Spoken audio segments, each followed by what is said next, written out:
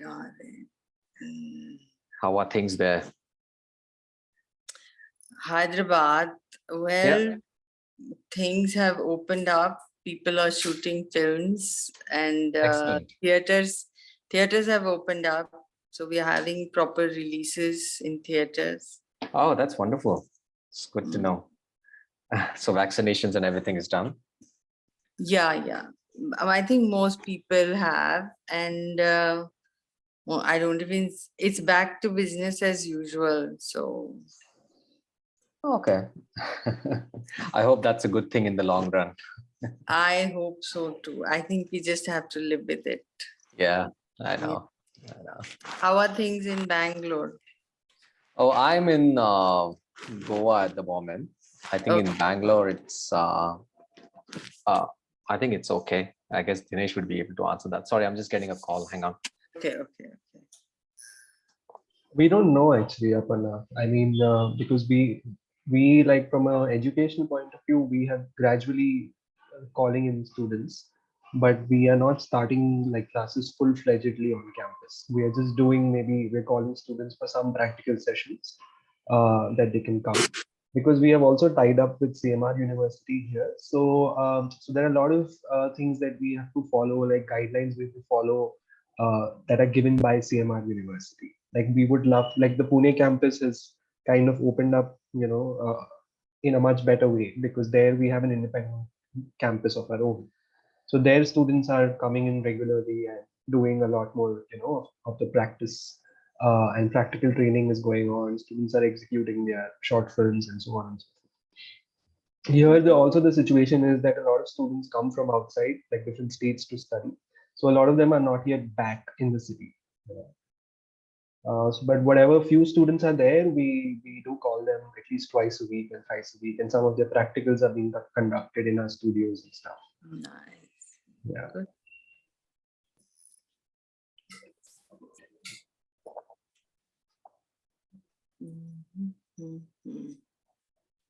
So do you do these panels regularly? Yeah, we try to keep it, as regularly, so that the students actually also get a check of like what's happening on ground. And it's always good to invite industry professionals so that they can also share their experience, because a lot of students kind of don't, and despite us telling them what the real world looks like, they still do not have that clear idea of how the industry works, and how obviously now, because of the pandemic, how it is also sort of affected all aspects of film production, and the business side of it. So it's always good to have people, on board, so that they can share their experiences of seeing this sort of transition during the pandemic. So, okay. Yeah. All right. Now I can see 4. So how many students do usually log in? Like how many do you have? I think if we combine Pune, Bangalore, we also have a branch in Chandigarh, but there are very few students there. So I think in all, if we take all the 3 years, and we also have a diploma filmmaking course, I think I would say around 80 to 100 students in all. Wow. Including like all 3 batches of all campuses, all branches. Yeah. Nice.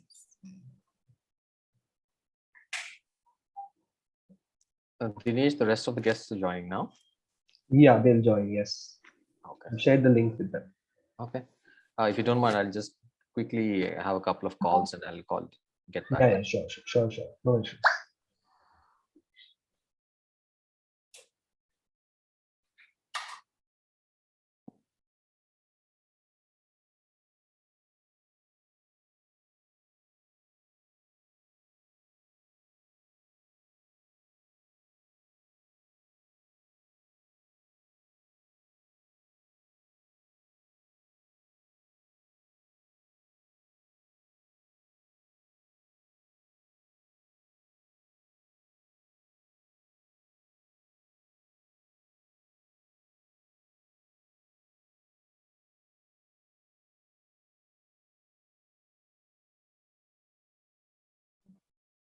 I request all students to please keep their cameras on, so that the panelists, the guest panelists can also see you. And we are not talking to robots.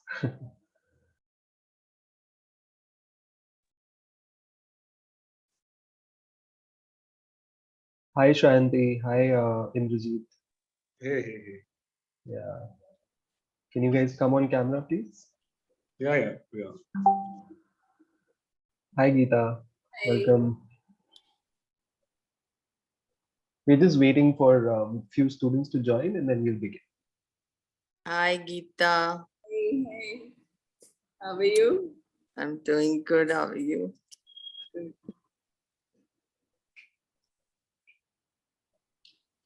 Hi, Indrajit. Hey. Shanti, can you come on camera?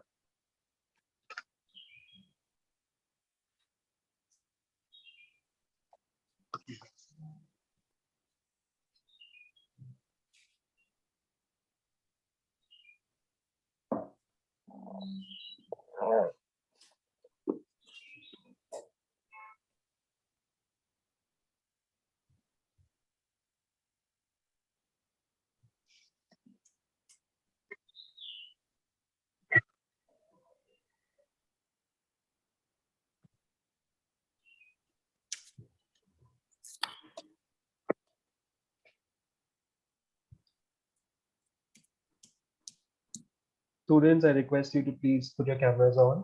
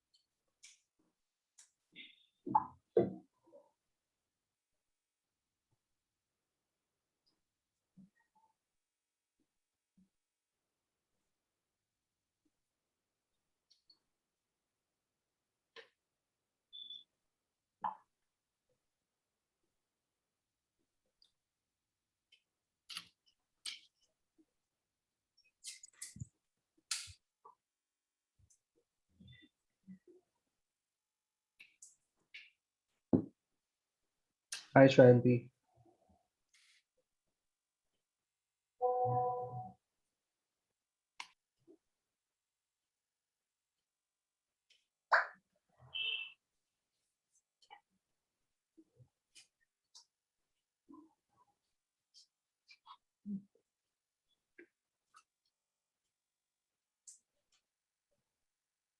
Okay. I think we can start now. Yeah. Samir, what do you say? Yeah. Okay. All right. So what I'll do is that I'll just give a brief introduction of the panelists that we have today, and then we will start the discussion. Yeah. So to begin with, I'm going to introduce Geeta Gola. So first I'm going to talk about her corporate experience. So she has worked as the CEO for Sakshi Television and Newspaper. They launched the first full HD news channel in South Asia and put together an international design team and supervised the design of the newspaper. I hope I'm audible. Yeah. But I was not the CEO of the newspaper. Sorry to correct you. I was only CEO of the channel. Okay. I only looked after the design of the newspaper. All right. Okay. Then she was also the program director at Radio Spandana, and she headed the World Space Satellite Radio Channel. She was the programming chief at Gemini and Teja TV, where she created and supervised in-house content of over 10,000 hours, supervised technical transitions into digital formats, and distribution transitions into a page app. Then her movie experiences, she was the producer for Majnu, made in 2016. She was the casting director for Viyala Yeah. Jampala. Mayala Don't Champala. start. Please spare me the pronunciation. A Nandi award-winning film with an all-new cast. Then she was the executive producer for Asta Chamma, which also won a Filmfare and a Nandi award. Then she has also been a managing partner for Concept Films Private Limited. And Concept Films, to its credit, has over 5,000 hours of television software produced for various channels. Wow. And then she's also been an independent producer and director, where she designed and executed the election campaign in electronic media for Telugu Desam Party in 2003.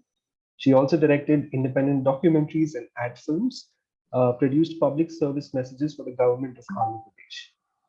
And now presently she's the CEO and founder of Keva Movies. And Keva Movies is in the business of creating film and television content. And Keva Movies have produced the film Majnu, several TV shows, and OTT content. So welcome, Geeta, to our roundtable discussion. It's really an honor to have you because you have such a prolific experience in the film industry. Now I'll introduce Aparna Maladi. Is that the right pronunciation, Aparna? Okay. Aparna, you're muted. Yeah. Okay. I'm unmuted now. All right. A Los Angeles, Hyderabad-based filmmaker, Aparna Maladi learned filmmaking at Film Arts Foundation in San Francisco. Film Arts Foundation awarded Maladi the Stan Grant for new directors to create the award-winning short film Nupu, which translates to ankle bracelets, made in 2001, which screened at more than 25 international film festivals. It won the Family Award at the USA Film Festival, Dallas, and was invited to be included in the Best of the Fest at the Rochester International Film Festival in New York. Maladi's debut feature film, Mitsen, made in 2009, was set in San Francisco and starring Mumbai-based actor Smriti Mishra, who won the trophy for Best Art Film at the Eugene International Film Festival in Oregon, and had its international premiere at the Mumbai International Film Festival in the Film India Worldwide section. Her second feature film screenplay, The Annushri Experiments, was workshopped at the prestigious Scaw Valley Writers Screenwriting Program under the guidance of Oscar-nominated screenwriter Jill Dennis and screenwriter-director Christopher Monger. The Annushri Experiments in 2016 is a light comedy in English Telugu starring UK-based actor Ulrika Krishnamurthy, released theatrically in Telangana, Andhra, and was released digitally worldwide on BIU or BIU. In 2016, Maladi co-wrote and directed the web series Posh Porris for digital media portal Telugu One, Hyderabad. The show went viral and set a new standard for web series in the Telugu film industry. Maladi is currently developing a third feature film, Bridal Party, a light comedy about a bachelorette road trip gone wrong. Welcome, Aparna. Well, the film is almost ready, so I think the bio was a little bit dated when I was developing it. So it's going to release next month. Wow, great. So now I'm going to introduce Shriyan P Harishada. She is a director, producer, cinematographer, and editor. She has worked as a cinematographer with Al Jazeera and Vice, and as a director, cinematographer, editor on short independent documentaries. Her work highlighted in various festivals includes Agangba, Lay, and Chasing Gandhi. Her work for Vice includes Threats and Tats, a short doc about a female tattoo artist in Afghanistan, and custodial killings in Kerala, on which she was DP and field producer. Al Jazeera's India's Forbidden Love, on which she was segment cinematographer, was nominated for the International Emmys in 2019. Chasing Gandhi is an independent documentary for Bharat Bala Productions, on which she doubled up as a director and cinematographer.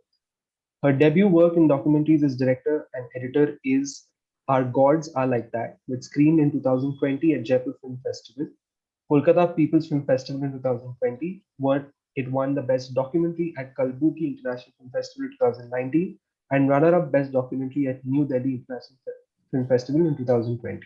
She's currently working on an independent Tamil feature film and a feature-length documentary titled Sutham about waste pickers in Chennai. Welcome, Shriyan P. Hi, thank you. Yeah. And now I will introduce Indrajit KR, who also is working as a visiting faculty, teaching camera and lighting and studio production to our SEM 3 and SEM 5 students in Bangalore.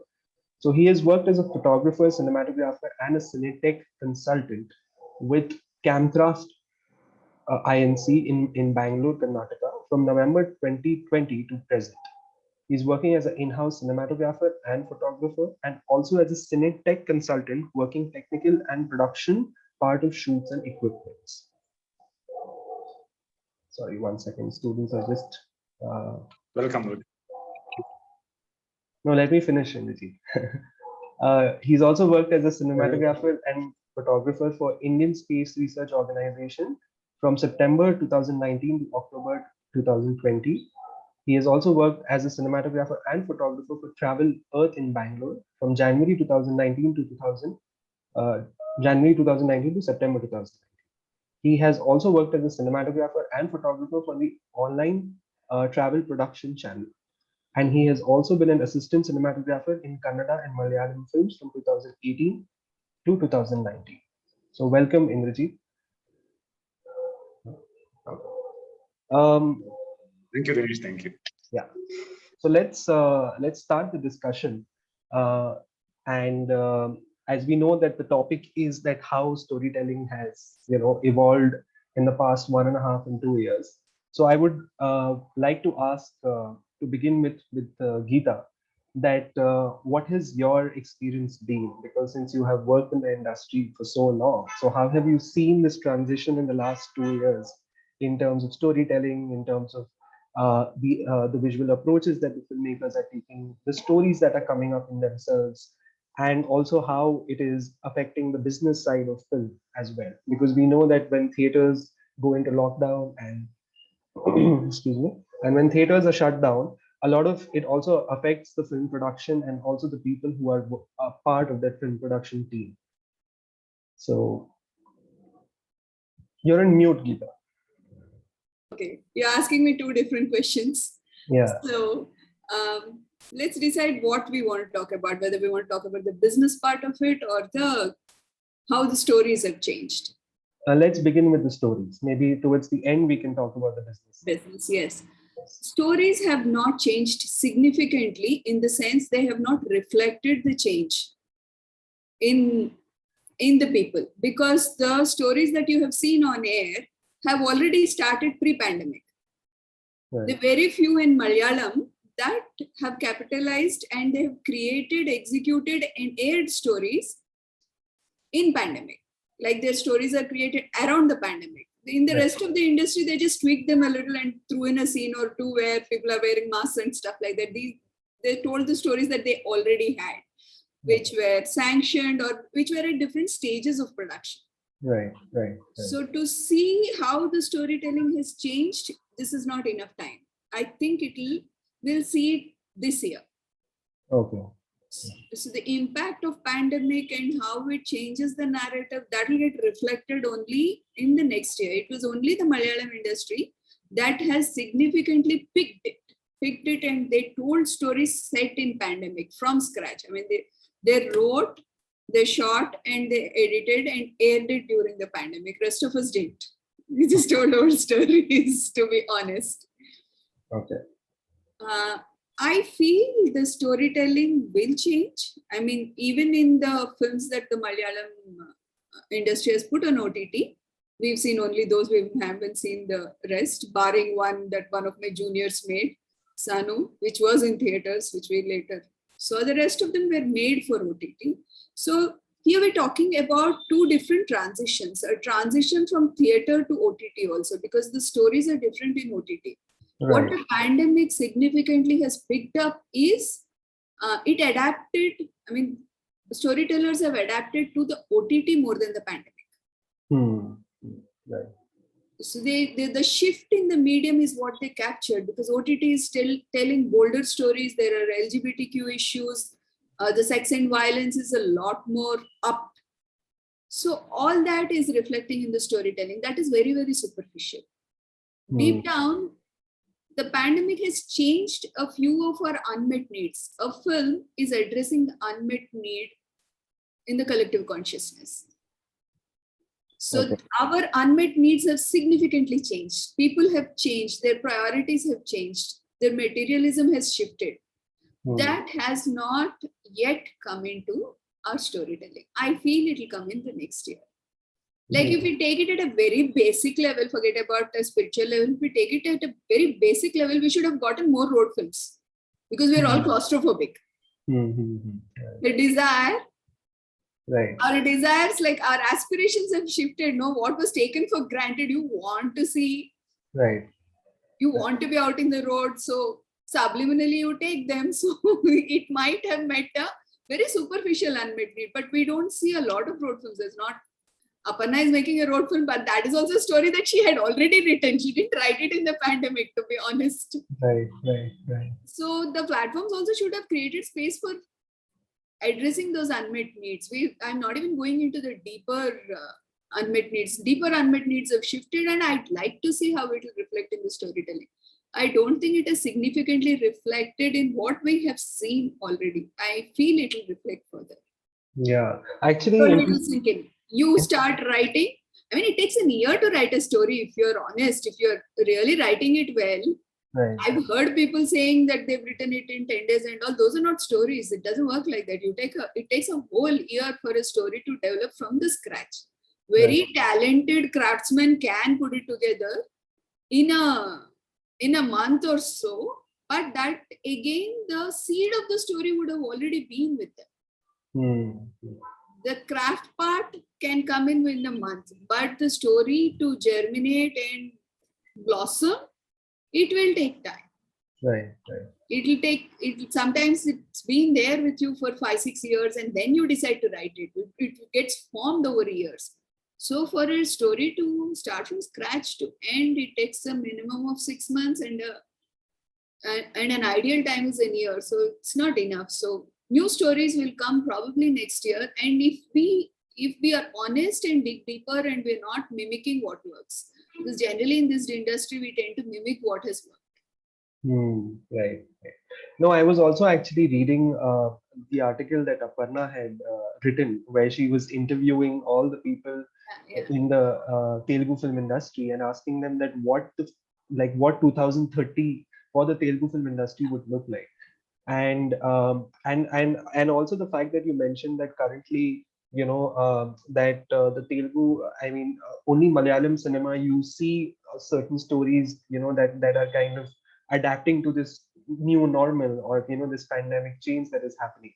So like, I would also want to talk about that. Is it because that why from Tamil and Telugu film industries, is it because of the star system that these it is not the star system? Malayalam also has a star system, but it depends on where your stars are, what their thinking is, because the star today is a power center. If the star greenlights a story, the story gets made very quickly. Right.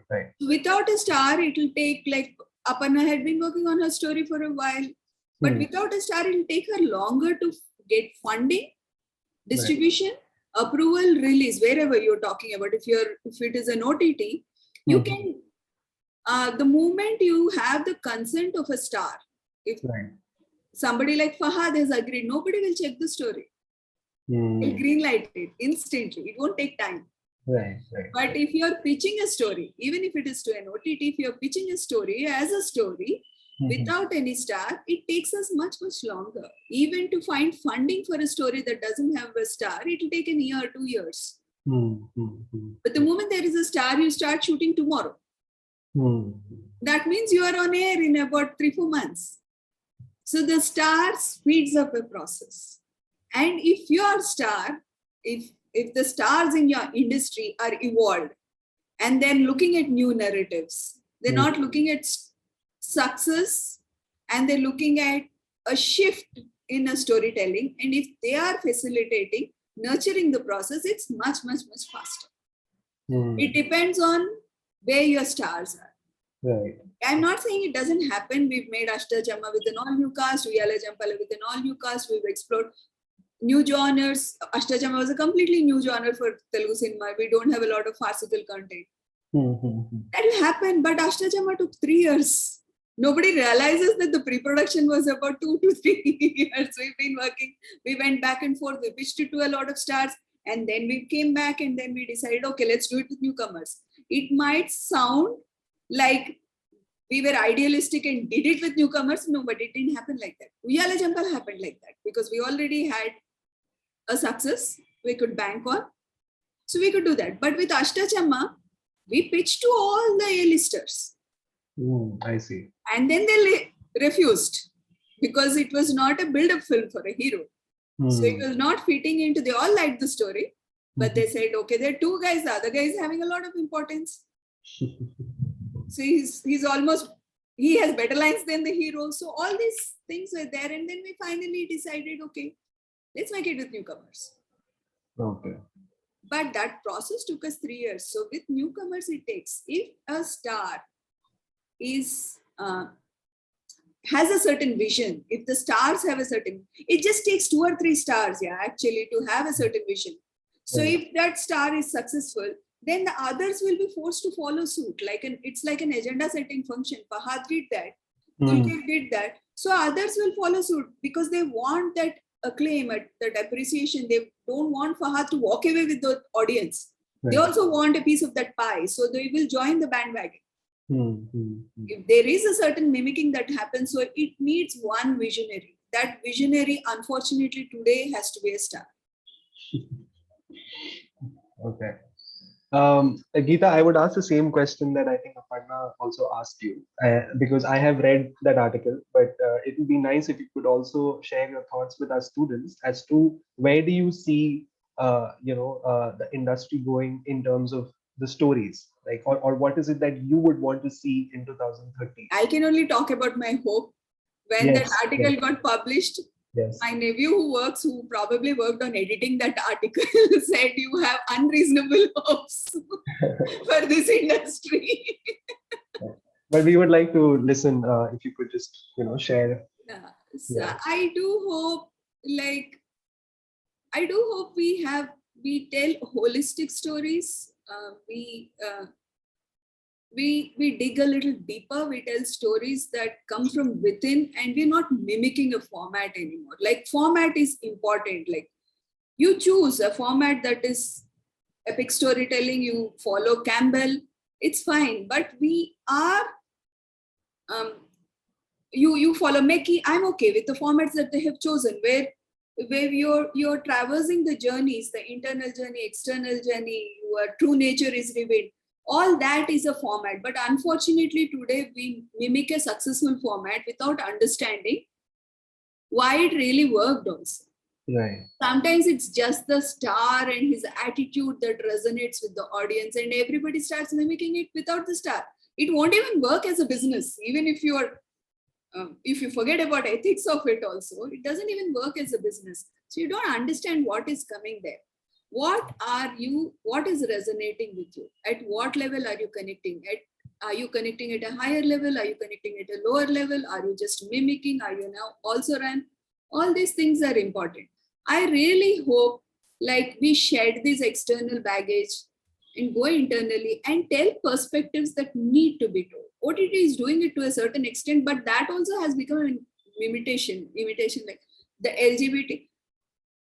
To tell stories, the new perspectives are perspectives of your sexuality, these were not told. These were perspectives that were not told.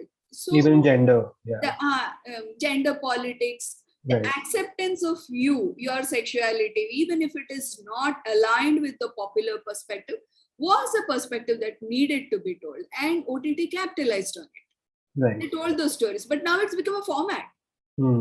Every story I get, they throw in one forced scene of an LGBTQ issue, which is not about the story at all. They assume that if there's no sex, violence, and gay sex, it doesn't get approved.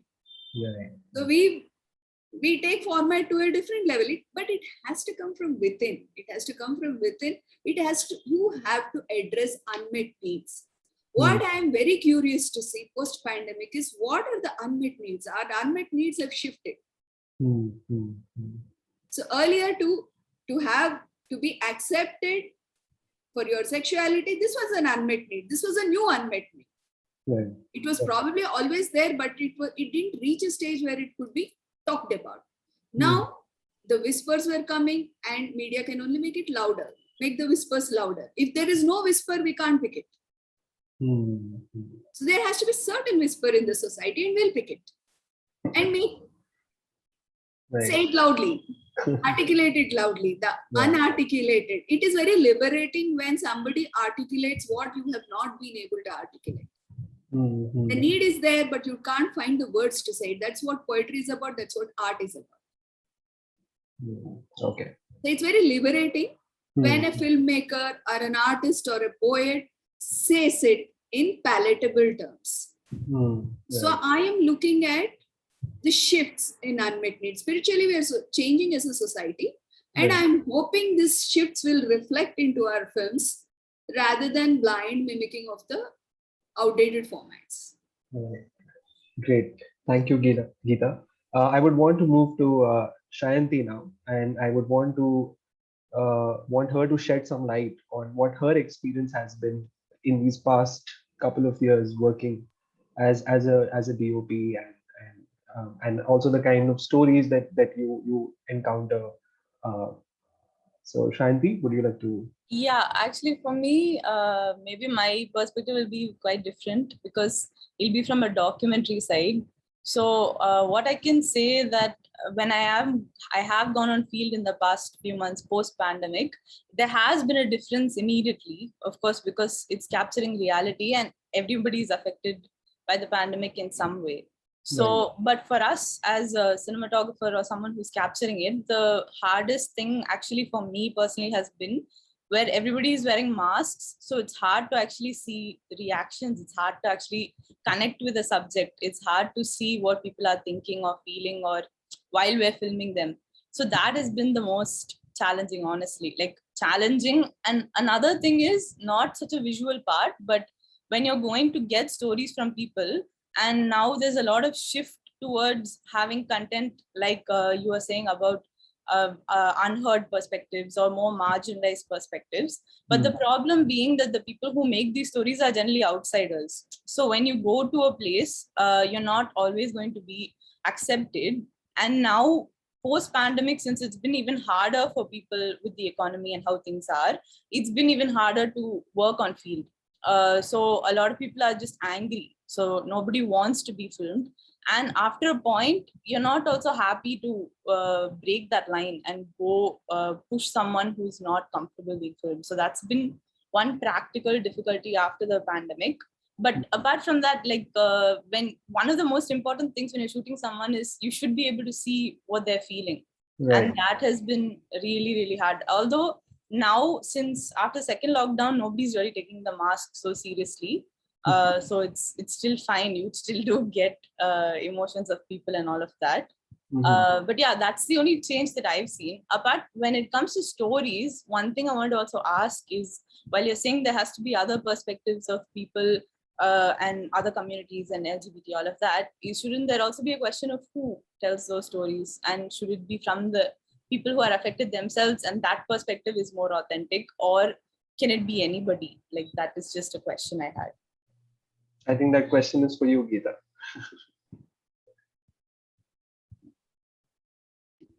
So you were talking about documentary filmmaking, which is a completely, in mainstream cinema, people don't tell, people pick and adapt and dramatize it to their convenience. That is exactly what I was talking about. They don't even spend enough time to understand or get into the root of the issue. They use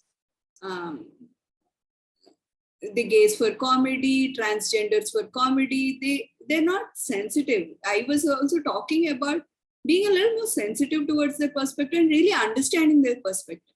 There's something that I heard recently. It's not my own line, so don't quote me on that. But somebody told me to get into somebody's shoes, you have to first get out of your own shoes. Most of us are not capable of doing it. To be a good storyteller, we need to be able to do that. We need to leave our judgments behind when we are talking to somebody. And most of us write our stories in closed rooms without interaction with outsiders. I have been telling this to a lot of filmmakers who tell me stories.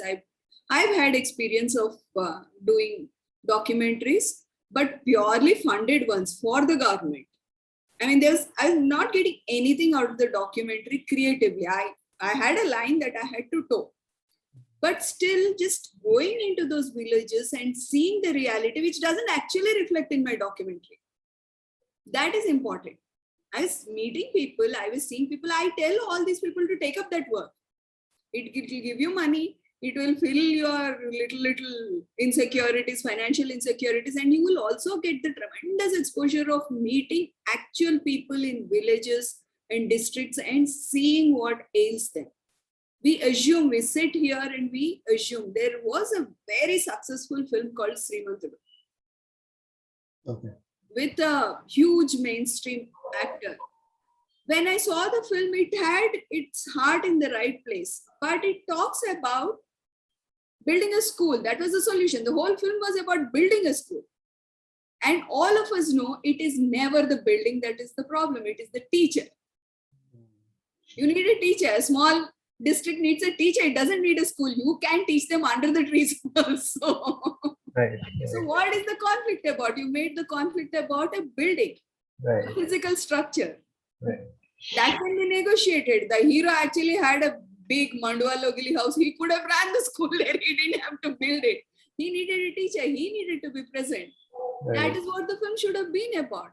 Right. So that perspective you will get not if you're sitting in Film Nagar and discussing stories. You have to go and actually be there in the field. Even if you're not doing credible documentary work, you can pick up anything. You go there, you will see what is necessary.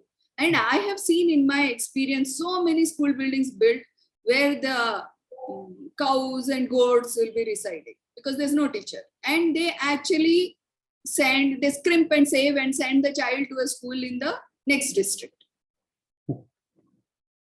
There has always been something else, but you have to understand. Only when you go there, you'll understand. Yeah. And when we are making a documentary for the government, we'll clean up that place, actually place students and shoot it. It's not that it is reflecting in my film, but I know when I'm writing a story, that experience will not let me make these kind of errors. Right. So that a certain amount of documentary field experience, whatever it is, it doesn't have to be documentary, certain amount of field experience is really required for storytellers. This is what I think we also Writers. constantly tell our students, because especially when they are learning about filmmaking, they always struggle with, coming up with stories, and often their ideas are also like borrowed from what they see usually like on OTT platforms and mainstream films. So this is something that all of us as faculty members, like always push them to go and actually go out into the world and meet people and talk to people, and that is something which is really, I think, sort of missing from the young. For me, it happened organically because I come from a development communication background. Right. So we had to do, and then the initial work that we got was in that area because we were one of the few qualified people in Hyderabad to do that work.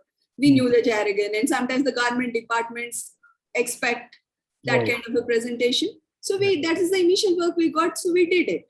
But with the rest, you have to force it. It happened organically for me, and I'm fortunate to have those experiences.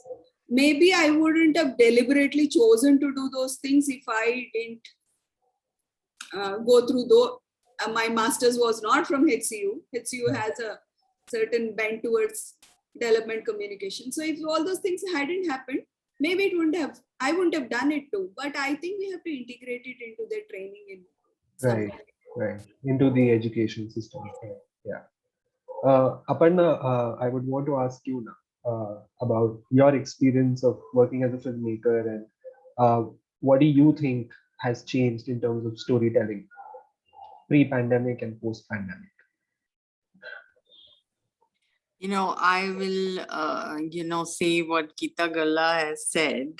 We still have to see what is going to happen.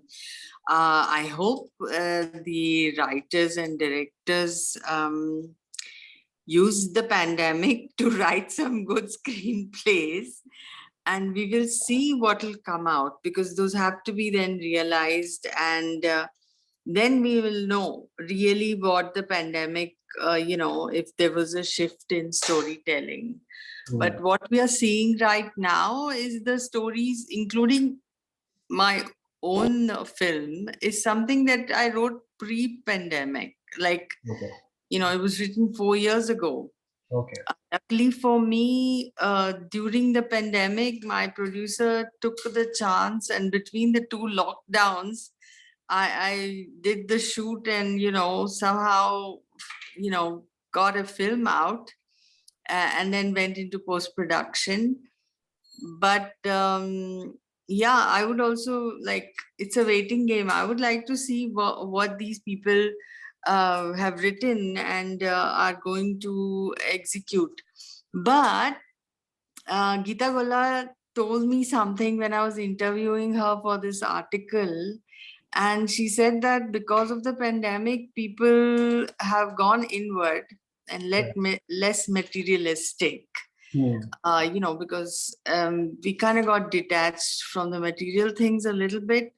And so hopefully that inwardness, that depth will reflect in the characters that we, write. And then people will be able to relate to them. And we won't have so many, Jari Gota, Gana Bajana in the movie, which was rampant, pre-pandemic, right? All this materialism. So maybe we'll get some characters. Weddings have become smaller and intimate. I hope at least that reflects. I'm tired of seeing the wedding videos masquerading as stories. Yes. Yeah. So yeah, that's my hope. It also reflects so badly on society. Like in South India, we have Sangeets now, and you're all expected to dance. And they dance terribly. Yeah. We are not Punjabis, we don't have that instinct. And suddenly there is a Sangeet, every wedding has a Sangeet. It is a question of society mimicking art and not the other way around. Right. It's like life is imitating art, and then again it is going back in a loop. It becomes like a self-fulfilling prophecy kind of thing. And then everybody is now, she was telling me, Geeta Golla, now we have drones and in weddings, and wedding videos look more like movies. And so it's like feeding off of each other. I mean, so hopefully, middle class family, the amount they spend on the filmmaking of the wedding videos, it's phenomenal. It's more than the rest of the wedding. The makeup, photography, and wedding videos are costing more than the food and jewelry, whatever. Yes, true. So yeah, I agree with her. Like I hope, or I share that hope with her, that because of the pandemic, people went inward, and usually, as she said, community reflects the stories that come out are a reflection of what the community is feeling. So if the community is now going inwards, then it'll show up in the characters, and now that'll show up only like a year. I mean, writing takes a year, but even making a film almost takes 8 months. So by the time these movies come out, also Aparna, to process what we have gone through also takes time, because most of the time, part of the pandemic we spent running away from ourselves. Then we realized that we have to deal with ourselves.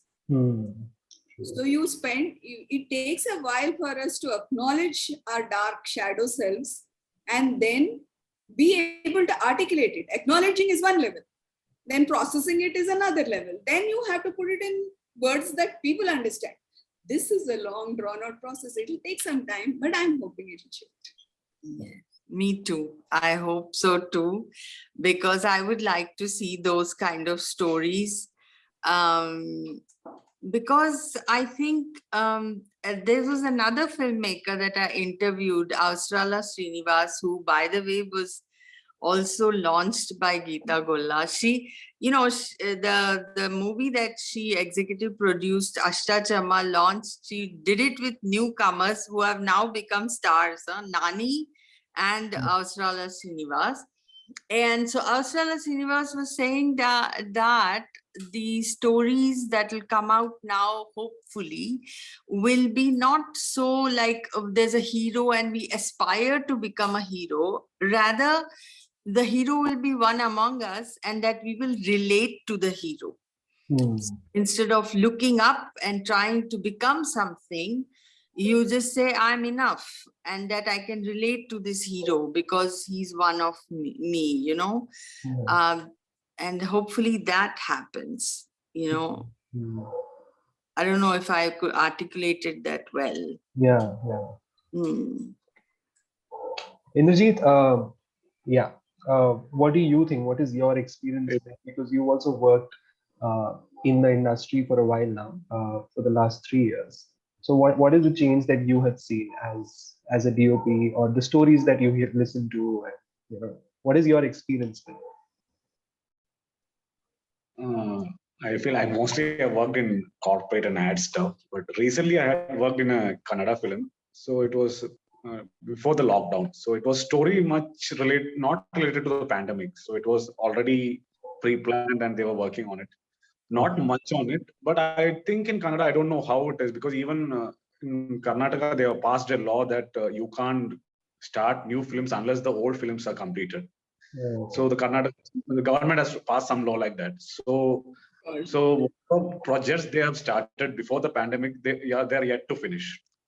So that is one issue I think in Karnataka they are facing it. So they can't start a new story also because the government has passed.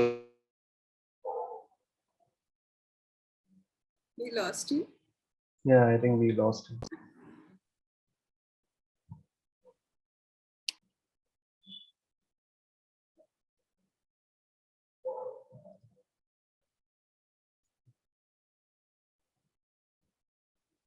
Okay. Is it me or he's frozen for everyone? He's frozen for everyone. Okay. Okay, I think we'll so when he joins back, we'll ask him to continue. Yeah. So so now I think we can now talk about like the business aspect of it, right? Like how it has affected the business side of things ever since the pandemic hit. Because I was also reading where a lot of like Tamil filmmakers, especially, I read it last year, I think, where someone or the producer was saying that, like a lot of the production the film production depends on the exhibition sector. Like if the government allows theaters to open and like to run normally, only then they go into production. So is that the case also in Telugu film industry when it comes to like big films or big budget films with big stars?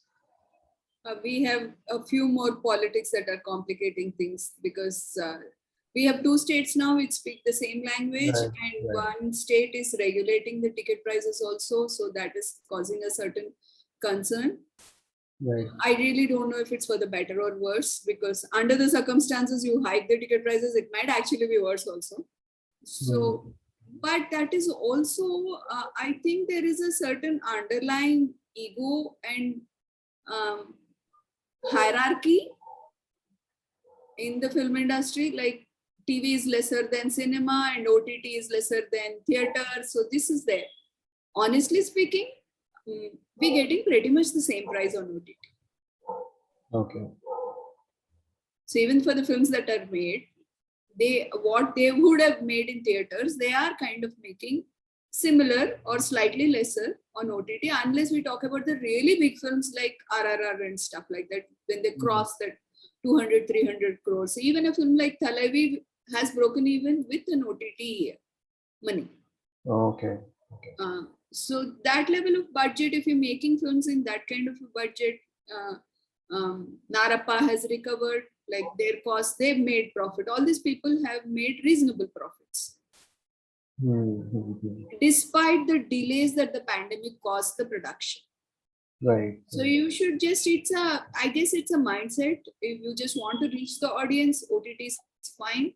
Right. It needs a certain tweaking because certain things don't work on, not everybody has a big screen and you've done something larger than life and it gets lost because of the medium. You were expecting it to be on a big screen and it ended up on a smaller screen.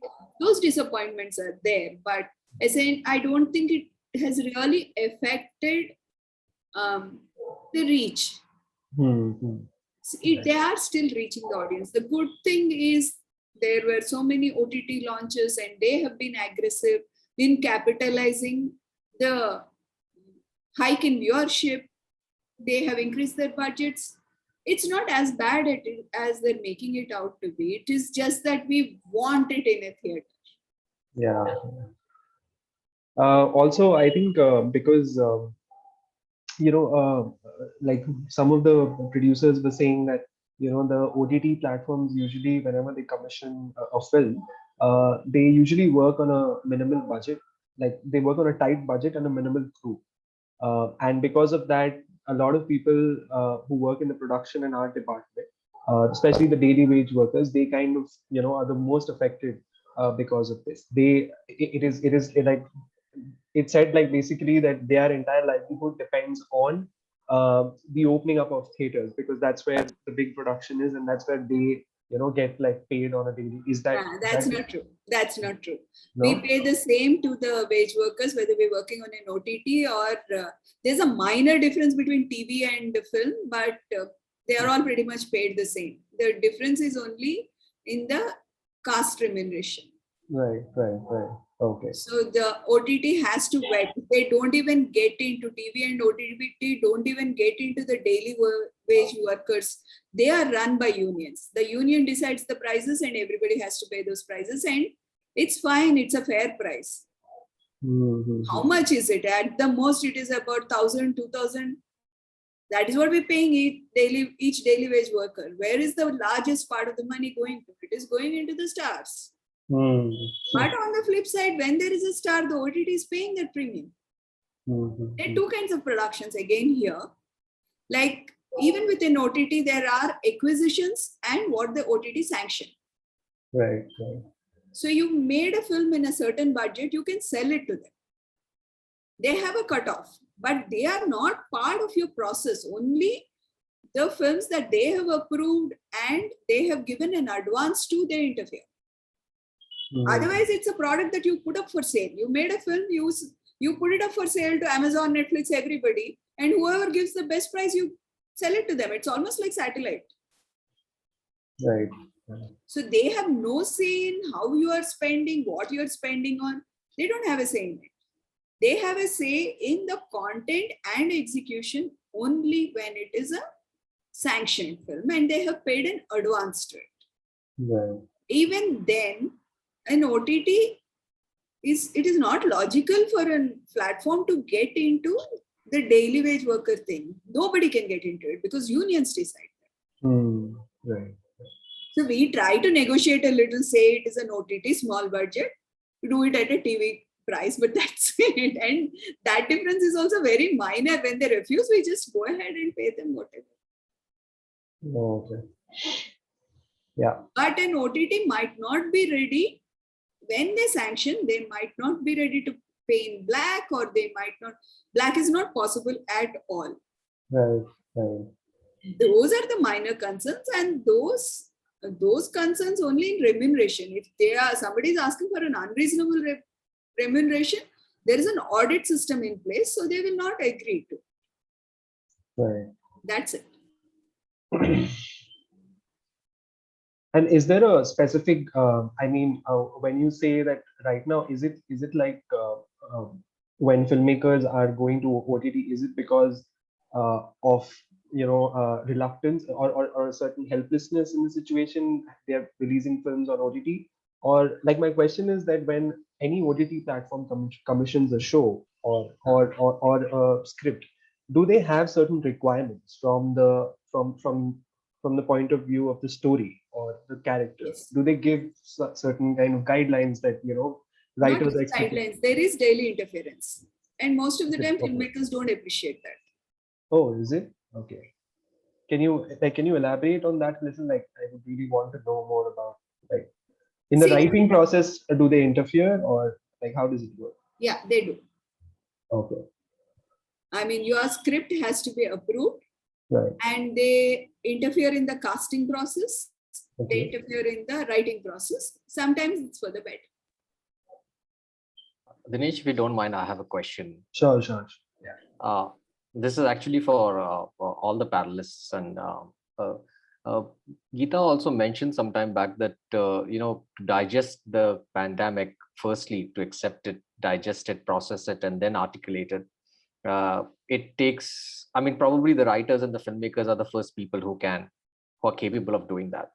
But if a writer has written that kind of story, do the OTT execs, in the advertising language, we call them suits, do the suits also are in sync with that kind of narrative curve that's been developing in the filmmakers and accepted? Because often I find that a writer can write a story which is ahead of its time, but the suits are not, they are in the present and they see what sells.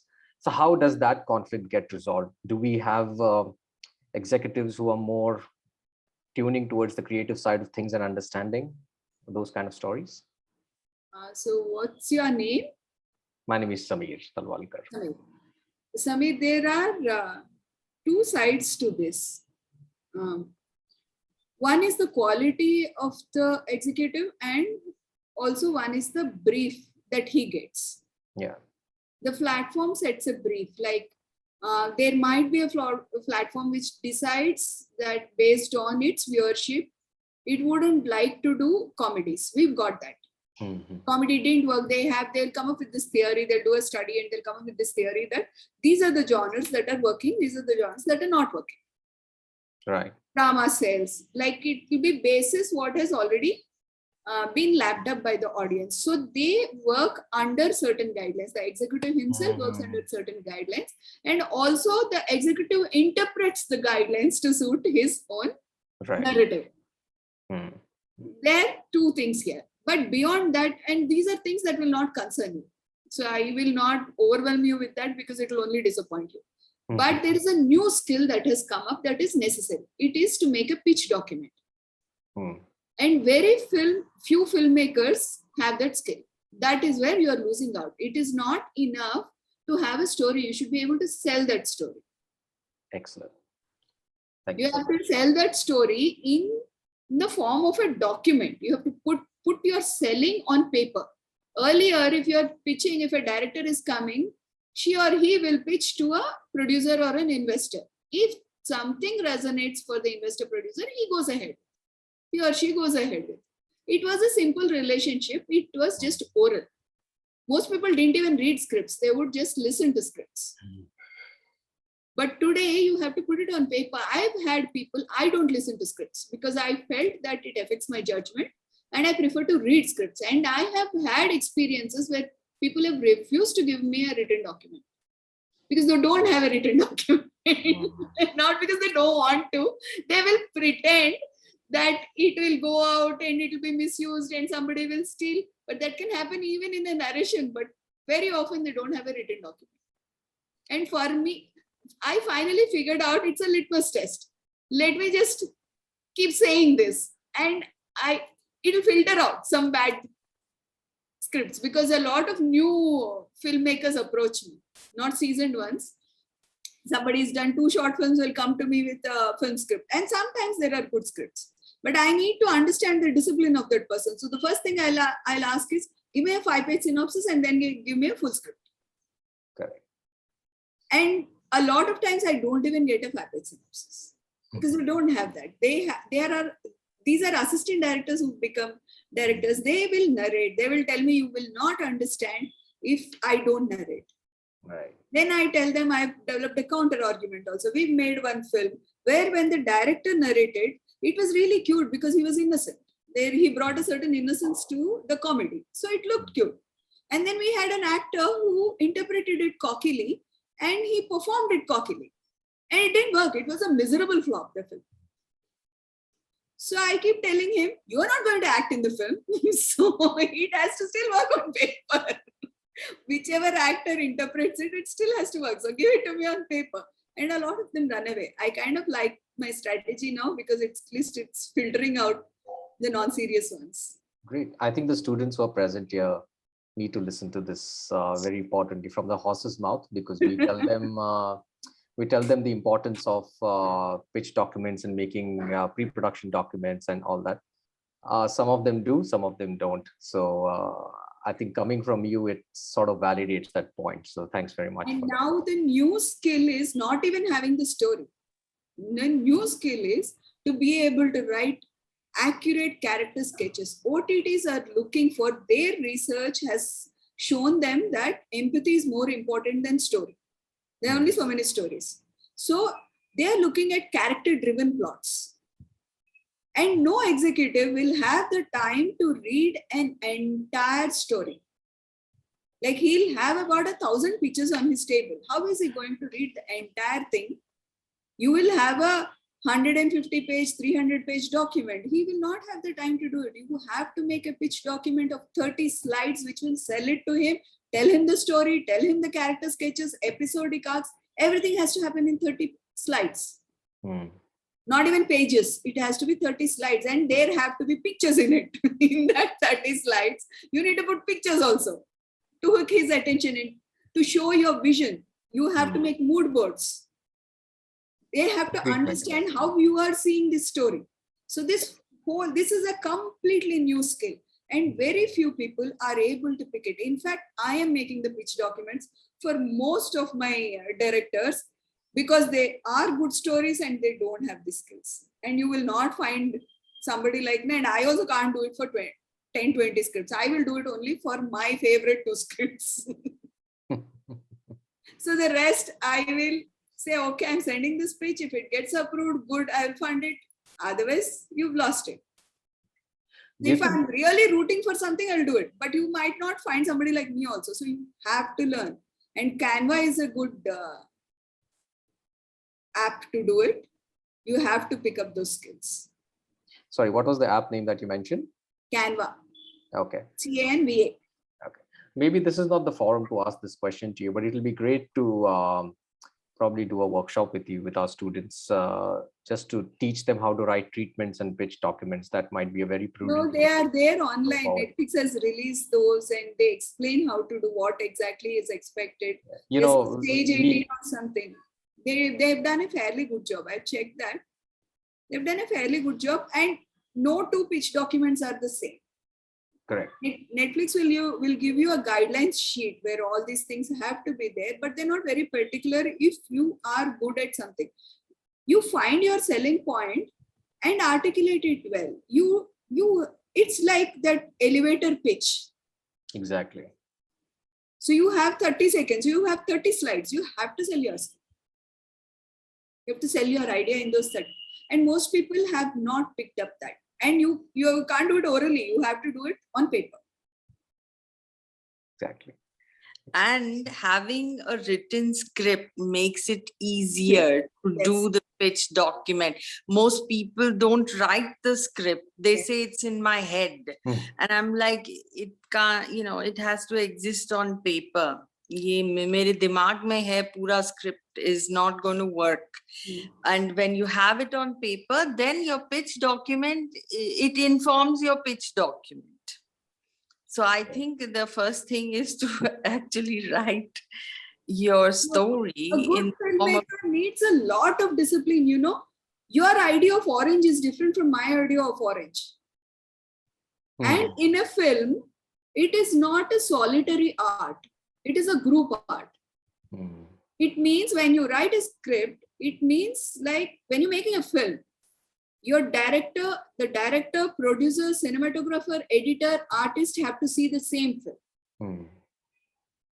And it is very normal for people to interpret things differently and see different films. If the actor is not seeing the same film as the director, you know what can happen? It will completely go in different directions. The cinematographer has to see, how will you make it possible? Every day you can't explain everybody, including the junior artists. I'm talking about it very rationally. I'm not talking idealism here. The director can only explain to the lead actors. Who's going to explain to the character artists and the junior artists? Your assistants are going to explain. How will they interpret what is in your head? You have to put it on paper in great detail. Only then they will be able to brief them accurately. Otherwise, they'll brief something based on their own interpretation, and the character artist will perform something. And sometimes you don't have enough time, so you kind of retain it and it destroys the film. The writing is very important for the integrity of the film. Most screenwriting workshops say don't give instructions, don't write it like a novel, but sometimes I say write it like a novel. If it helps, it helps. Yeah. If it is not leaving room for interpretation, other interpretations, it's good. We're not looking at highly evolved assistant directors. So write in detail. I mean, when you are doing art direction, you carry a shade card. You don't say orange, yellow, because their yellow and your yellow will be completely different, right? You carry a shade card and say this color. So that is exactly what script writing is also about. You can't talk vaguely. You have to put things concretely. Your character sketches have to be put in place. Very few writers write character sketches. They write a story. But if you ask them 3 questions about the character, why is the character behaving like this? They don't have answers. You should have thought it through. Sometimes the actor will ask you those questions. You go with the script to an actor, you bypass a producer, go to an actor. Actor will ask you, actor will see the story from the character's point of view, and they will ask you 100 questions. Why is she behaving? She said that, now she's saying this. Why is she behaving like this? What is her motive? And you don't have answers for that, the film doesn't get made. Because I told you, greenlighting of a project will happen on actor's approval. So convincing the actor is also a very crucial skill. We can cry that it is not fair, but that is reality. If your film has to get made, write a very accurate character sketch. Think through, decide everything about the character. More than the story, that is important. You have to know. There is the story that Abhishek Bachchan tells about Maniratnam, which I really liked. In Yuva, Maniratnam told him where he was born, which school he went to, what happened to his parents. This whole story, which you don't see in the film. Correct. If you've seen Yuva, where does Yuva start? Yeah. But why did that character become what he became? What was his childhood? He had that story. He told it to the actor. It was not necessary for the script. It was necessary for the actor to get into the shoes of that character. This is the method that is required. So that is why writing takes a year. And a good character sketch is, you can use it as bait to attract a good actor. You know, an actor is looking for something that has, you know, some meat on it. They're not just looking for, even the big stars. I don't think they're just looking for, okay, I'm going to beat up some people and dance with the heroine. They are looking for something that, has depth. And so if you write a good character and have a good character sketch, you can use that as bait, you know. At least that's been my experience. Most actors are interested in that now, you know. I think they've evolved. Yeah, it's not just the financials. They also want some range, they want some depth. And screenplay informs everything. And so, as she said, it takes a year. When people write it in like overnight, or they say, oh, I wrote it in 5 days, I usually tell them, and it shows that you wrote it in 5 days, because it just feels thin. You know, the soup is too clear, like it needs to thicken, needs to age.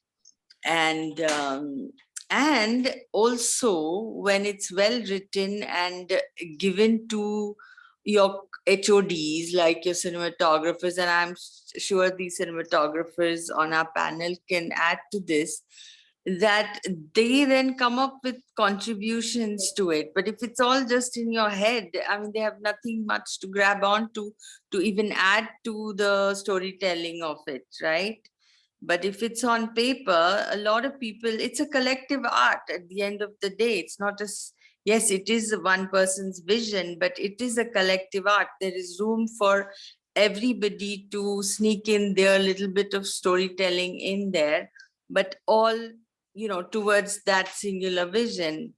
So maybe the cinematographers can come in when they get a good script, how they contribute, to the storytelling of it and how it helps them. Yeah, the cinematographer has to make a color palette. How will he make a color palette if he doesn't empathize with the character or the story and the mood of the characters? How will he decide a color palette? How will you have a mise-en-scene? How will he construct a mise-en-scene if it is not put it out for them? You don't do it. A lot of times, directors tend to think that they have to give instructions to the cinematographer. You shouldn't do that. You don't tell him what lens to use. It is a misconception that you have to technically drive him. That man or woman has been doing their job for longer than you have. So let them do their job. You tell them what you want. What is the mood that you want? How do you want it?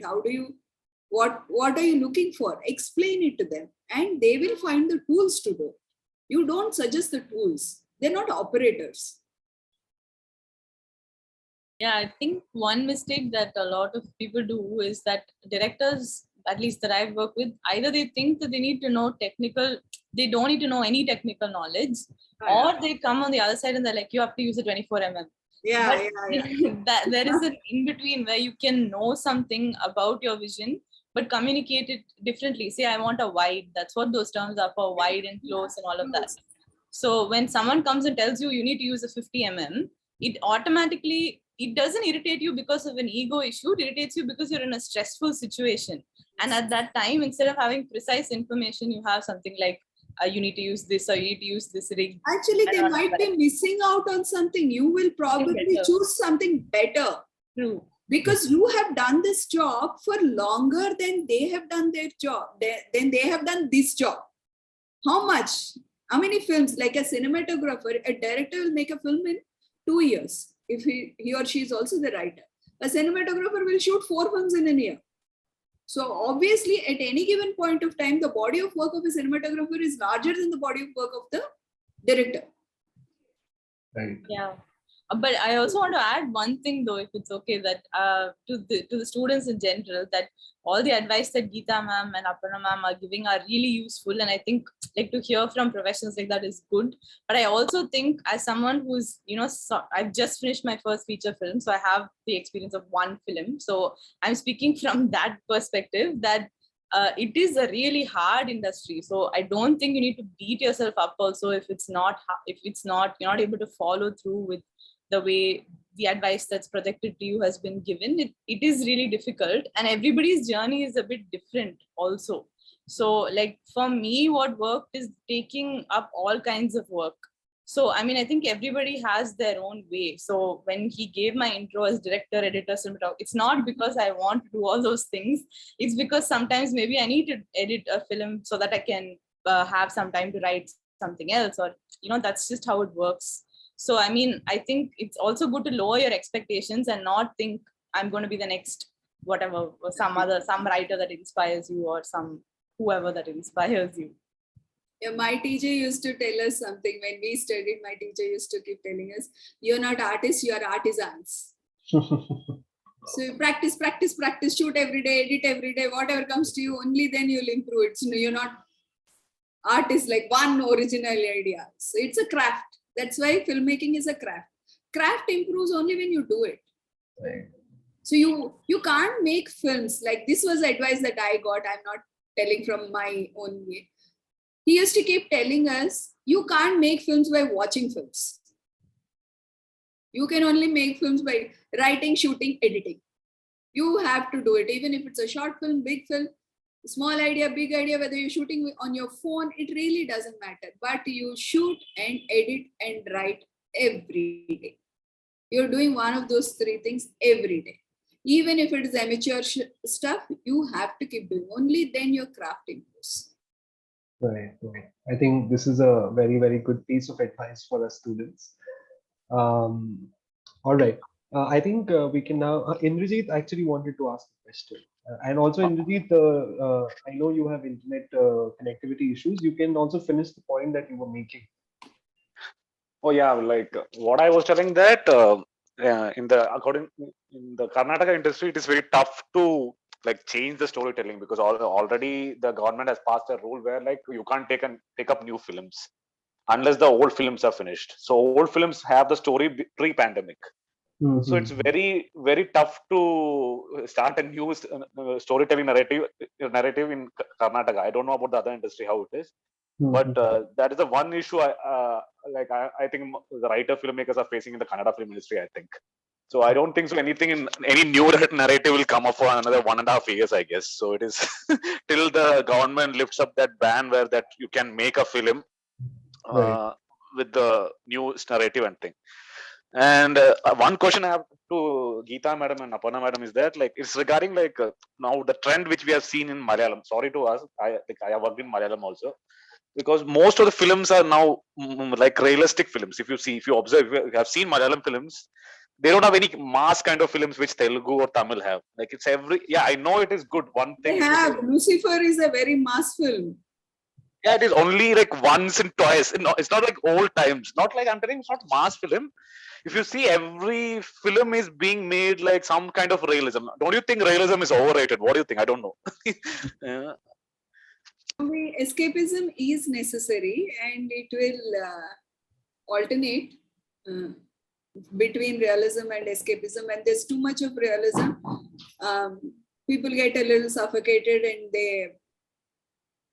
they kind of get drawn towards escapism. A healthy balance is good, and all genres have a space, and it essentially it really doesn't matter whether you are making it larger than life or making ultra realistic, but the emotional core of the film has to be rooted in real emotions. Then it'll work. Even a mainstream commercial film, if the emotions of the film are in place, if they are not fake, if they are genuine, then it will still work. Right. If you are not mimicking, if you are coming from some place of authenticity, it will work. Yeah. Thanks, Geeta. Comes back to the point of what Geeta was saying, that can only happen if you stand in someone else's shoe. And so then the biggest skill a director needs to own is empathy. So if you can have empathy, then it'll be rooted in something real, whether you're making big budget commercial, escapist or real, that'll come through, So the one thing I wanted to add in terms of business side of things, because of the pandemic, things, people started going towards OTT, and my producer, he made 3 films during this lockdown, between the 2 lockdowns. And the reason he dared to do that is because he felt that, he has this OTT market where if you make a film for about 1.5 crore, it's sustainable, he can get his money back. Right. Previously, I think if it was just also, there was this thing that you have to first go theatrical and then the OTT would buy it or something. And now that thing has been lifted. I don't know if they are putting that back on now that the theaters have opened. But so what happened is, like, there was the smaller producers, the barrier of entry is quite high for filmmaking because it's, you need a star, you need to make this a certain kind of film because it has to be a theater type of film. But with OTT now, the barrier of entry has lowered, and some of these producers who don't have probably 10 crores, but they want to make a small film for 1.5 crore, 2 crore, they know that they have this OTT market, and so they are able to fund stories that are a little bit different, because mine was a chick flick. And I don't think I could have made it had the pandemic not happened. Because of the pandemic, and he knew that he could get his money back because of OTT, he could go to a genre that is not, very popular or even exists in Telugu film industry.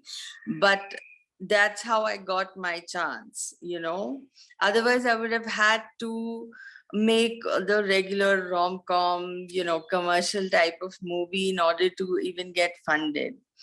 And also the other two films also were a little bit, the ones he chose were scripts that ordinarily would not have gotten made. I think because of OTT, some diversification is happening, So I hope more of it happens. Like in 2 years, we'll come to see like maybe a whole bunch of different stories, it's not just one type of story. Great. Fantastic. I can elaborate on that, having done those kind of films. Sure. With the small films, usually for a film, the star enables the sampling. Like somebody has to come to the theater on the first day, and then they will go out and tell that it is good and other people will watch it. That was the format that we had. Right. So how is the audience going to come to the theater on the first day? Because there is a pre-existing empathy with the star. Right. The star brings the audience to the theater. It is not the director or the story that brings the audience to the theater, because we don't know that as yet. Right. We don't know their skill or what the story is. We don't know it as yet. Somebody has to come on the first day. Right. So a lot of small budget films, non-star films, had to be rom-coms because there was a vacuum there. Because mainstream actors were not, they had all gone into larger than life cinema, and romance was completely relegated to the sidelines. Right. It was a sidetrack. Mm-hmm. So there was, and you have these youngsters who are ready to sample, who are ready to go to their theater, and they don't get the content that they would like. They would want, they're all in love, they want to see love stories. So we all made, when we made small budget films, we made love stories, because first day some audience comes, somebody, they'll bunk the college and come to the theater. And then they will go and say, and it will slowly penetrate. But as the multiplexes came and the distribution system evolved from single screen to multiplexes, although it's supposed to help, it was difficult because you by Monday it had to click, otherwise they would take it out of the theater. Very small window we had. In OTT, you have a little more time. It is there. Even if it is slowly picking up on social media over a couple of months, it is still accessible. Right. But earlier in theaters, if it is a small film and it is taking time, it's a new idea, it is taking time to pick up, that time was not available. Right. It would be out of theaters by the time it picked. Right. That model did not allow sustenance. Technology did not allow sustenance, because physically a theater is expensive. The AC is expensive. Putting it online on an OTT and letting it be for a year doesn't cost you anything. You do a certain amount of promotion. One person will watch, they'll put a social media post. Another person will take 2 weeks to pick it up and decides to watch it. It's still there. But if I decide to watch a small film after 3 weeks, and finally I'm free after 3 weeks, and I decide to watch it because Aparna told me it is very nice, it is not there. I have to wait for it to be on TV. Right. So OTT that way, for new ideas, fresh ideas, smaller films, it is a great platform. I don't think theater will be a medium for small films anymore. Right.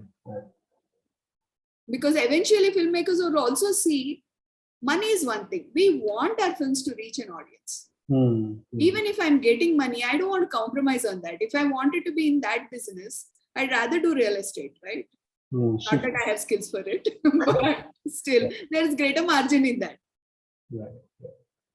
So in this, we wanted to reach to the audience, and you make a great film, somehow you make some money, you make it in small budget, you make some money, you made a first copy deal. If it doesn't reach an audience, what is the point? I want the audience to see it. And if more people are seeing it on an OTT, I'm glad. If it is the medium, the technology is allowing it to take its time to penetrate, it's a great technology, great medium. Fantastic. Okay.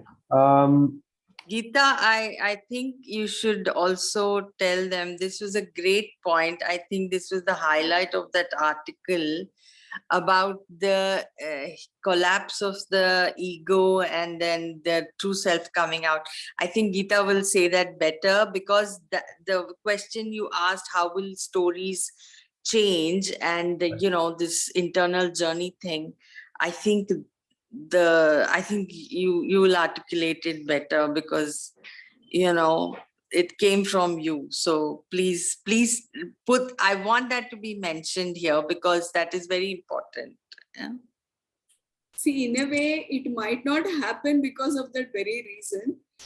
Today, a larger than life hero represents our ego, whether it is in politics or what his aspiration. It is the aspiration of our ego to be in that place, to be invincible, to be arrogant, to get away with it. That is why our heroes are made that way. It is a celebration of a flaw. We are celebrating a flaw. Somewhere, and everybody is joining the bandwagon because there is that piece of ego in us. Nobody has evolved enough to burn your ego. Only when you burn your ego will your true nature emerge. And we're not giving that space in our storytelling also. In old school storytelling, it would be there. Like if you look at the Greek tragedies, the hero has a tragic flaw, and the tragic flaw causes his downfall. And the tragic flaw always is your ego. It is linked to your ego. It is sometimes guilt or shame, but it is a flaw that you have not processed. So when in extenuating stressful circumstances, there is a collapse of ego and the true nature emerges. And in our current storytelling, where we are so focused on building the hero, and very often we think it is the hero who's demanding it.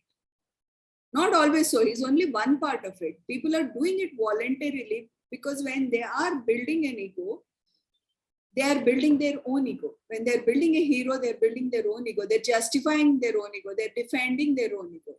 And the audience is lapping it up, because for them also it's an ego trip. They put themselves into the shoes of the hero who gets away with murder, who gets away with misogyny, he gets away with all the flaws. Right. He's And we getting away. celebrate that. You are empathizing with it. You celebrate want to be that person. Yeah, you celebrate that on screen also. You are celebrating that. You are enjoying that. So it's a vicious cycle. Our spiritual journeys are derailed because of this kind of storytelling. We are no longer telling stories where a super egoistic person suffers because of his ego. Like you are telling stories where there are no stones on his path. Your ego, you get away with it, you get everything. Right. If you see a hero's journey is hero's journey when he treads from the known to the unknown. Right, exactly. And you overcome the obstacles. That's why Arjun Reddy was a huge success. Because it was the ultimate celebration of that. Of arrogance. He is celebrating all the wrong qualities. And it gets normalized over a period of time. If it is done for long enough, it gets normalized. You start believing that it is a desirable trait that will take you forward, which is not true. Your arrogance and your ego does not take you forward. Humility. And especially young students really enjoy and celebrate these kind of films, because there was a Hindi remake. There was a Hindi remake of the same film, Kabir Singh, in which Shahid Kapoor had acted. I remember when I was in Bombay, I was like teaching and having a discussion. Like students had just watched that film, and there was so much excitement. They were listening to the songs, and they were like talking about how great Shahid Kapoor is, and and then I started engaging in a conversation with them. That what is it that that fascinates them? It's just that sort of that larger than life figure, as you were saying, like who can just do things without any consequences. And also the way actually, honestly speaking, it's the treatment that derailed it. Absolutely, yeah. Just if you look at the story, it's a personal story. It came from his. It's still a decent film because it came from a personal story.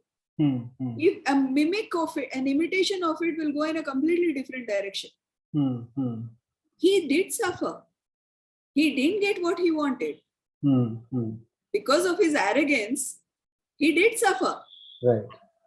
The story does incorporate that, but it's not highlighted.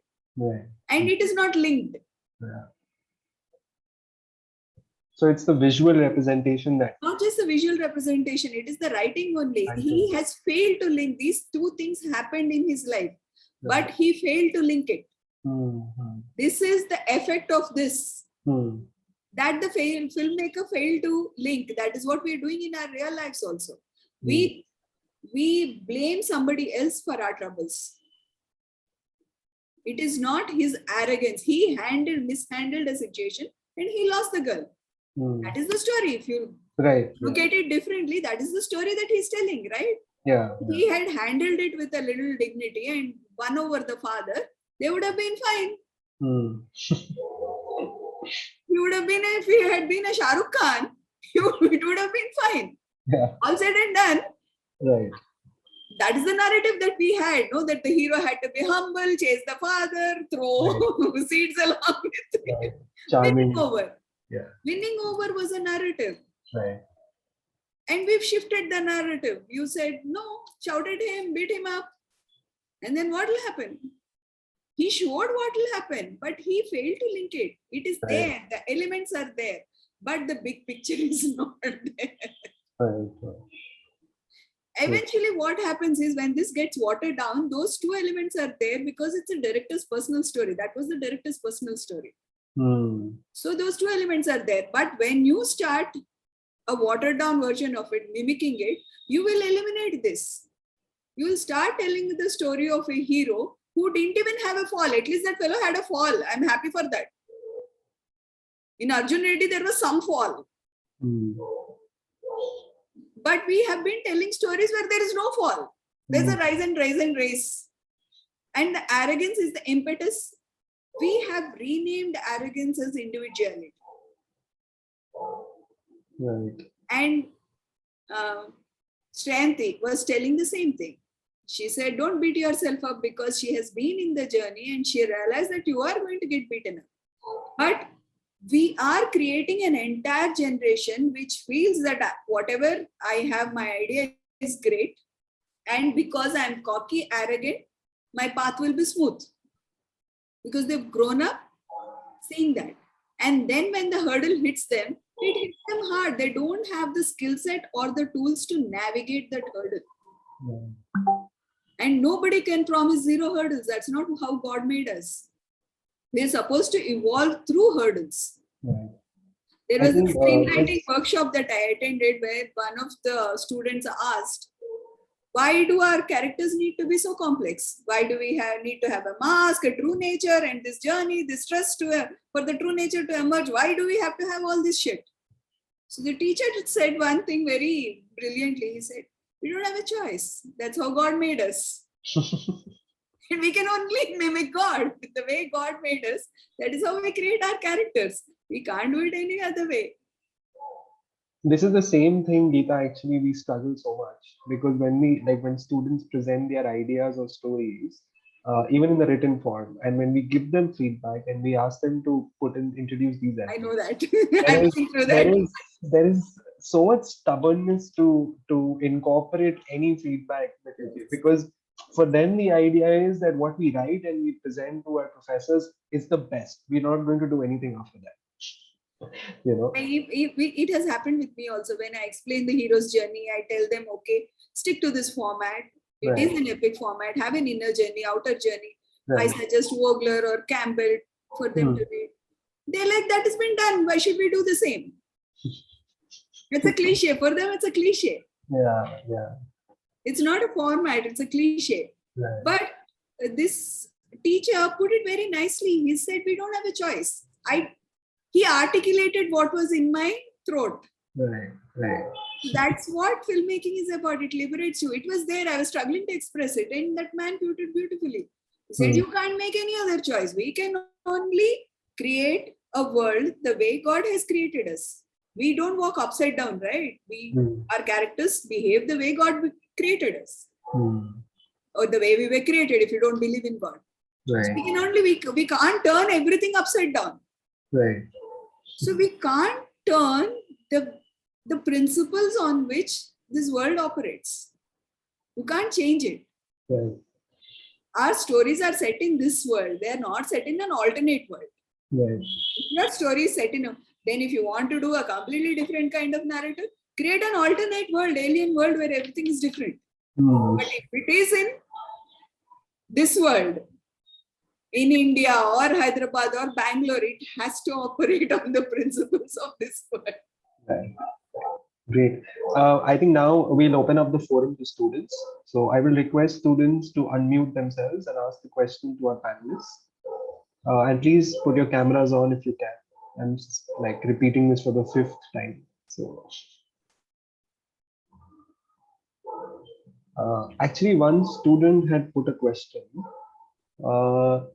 He asked that as per the information given about the OTT folks getting involved in the writing process, so keeping that in mind, when is the best time to pitch our stories to the OTT platforms? After production and post-production and just selling the product to them, or after writing the script and letting them produce? This is from a student called Keyur. See, Keyur, there are 2 ways the OTTs are operating now. There is what is called the acquisition, where you make the film, you're ready with the film, and you pitch it to them.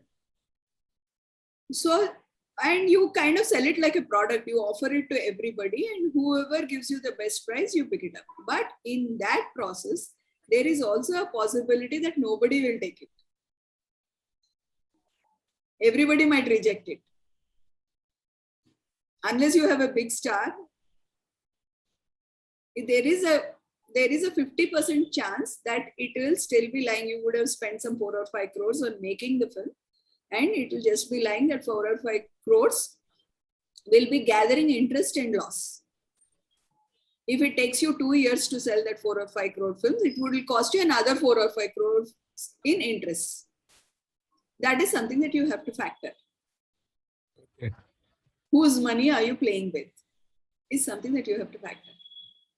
If it's your own money, this is how it is going to be. There's a good chance that that entire money will disappear if nobody takes it. Because you really don't know what the OTTs are looking for at that point of time. If they are all against horror comedies, if there are 2 flops of horror comedies, everybody will go against horror comedies. And if your film is a horror comedy, and you would have missed the bus, and that's a lot of money. It takes a lot of money to make a film. It's not a simple thing. On the other hand, if you pitch it to an OTT at an idea stage, they will interfere. They will fine tune it. But your product is safe. Even then, don't assume that they will produce it. That is again a misconception. They will only give 15 to 20% advance. If it is costing you about 10 crores, you will only get a few lakhs as an advance. They will pay the rest of it only when you complete. So for this gestation period, you still need a producer, somebody who's going to invest the money. The money will come back eventually, but somebody has to, we call it rotation. Somebody has to put in that money. Their OTT does not put in 100% of the money. They expect you to be equal collaborators. They don't release money as and when, they don't release money like a producer, schedule wise and stuff like that. They hold back. Only when you submit, they release the money. And to be able to submit, somebody has to invest. I hope I answered you. If you need any more clarity, you can ask me. I want to add here that, it's tough to write a story to begin with. Okay, and I'm giving this advice to the new filmmakers, students, that just, don't try to even a person like Geeta Golla, she has a bird's eye view. So she knows what the trends are in OTT, where horror comedies are being made or what's going on. You know, you have to be at that level to see which way the herd is moving and migration and all that. But as students, I think you people are not privy to this information, and to see like, oh, what are OTTs asking for these days? And, you know, don't even try to guess and do that game. Instead, write what moves you, all right? And, you know, and then go and see if an OTT will want it, okay? But I would advise against like, oh, okay, you know, let's figure out what OTT. By the time you write it and you get there, maybe that the OTTs don't want that. So you are in a loss. You didn't write something that you wanted, and now nobody wants it. So always, I think, satisfy yourself. It's tough enough job just writing what you want, okay? But to write something because the market is going that way, no. I think just I mean, even I wouldn't dare to do that, you know. And I've written so many scripts, but I write what I want to express, and I'm, you know, then hope that somebody would want to produce it. Okay, if not now, maybe a couple of years from now, but at least it'll be an expression that you want to see on screen, you know. So that's what I wanted to add, at least for the students. Like, and don't Yeah, go I think just with a concept. strategies, Yeah. OTT strategies change every month. We Yes, can't predict what their exactly. strategy will be 6 months down the lane. I can only predict how it is. I will only know how it is right now. Yeah, and try not Today. to, I think, go just with a concept. As I said, like, you know, if you have a written script, then your pitch will be fully informed. So I would say put in the work. I know it's not a very glamorous thing like shooting and filmmaking. Writing is a very unglamorous. You're in your pajamas, you know, sitting, you haven't taken shower for 3 days and you're just hacking away on final draft. But I think, but that is where films are made, or in that is the real deal. You know, the rest is just execution. So I think put in the work of writing, you become a better filmmaker. And as she said, tomorrow if your hero asks you why my character is doing something, you will stand confident, you'll stand tall, and gain the respect of your actors, because they'll be like, okay, you know, he knows what he's doing. Because the worst thing you can do is have a script that you don't know, you haven't done enough work on, and then you're on set and your actors can read you like that. They know that you don't know, and then it'll be an uphill task to make the movie anyway. So everything starts with the script. In fact, of all the crafts in filmmaking, screenplay writing is my favorite, because that is where the film is made, because that's where it's conceived. So I think it's best to not go with concepts, write the whole thing. And, you know, and producers these days, I interviewed 3 producers for the article, and all of them, you know, producers are not just money bags anymore. They are like Geeta Golla. Your producer will be like her, who is who knows more about screenwriting and filmmaking than you know, even you. So you better go with a full script to, even for her to consider you, you know, or she will, you know, as she said, she will call your bluff. She will say, where is the script, you know? So I think it's a good idea to write the whole thing and go step into it with something solid.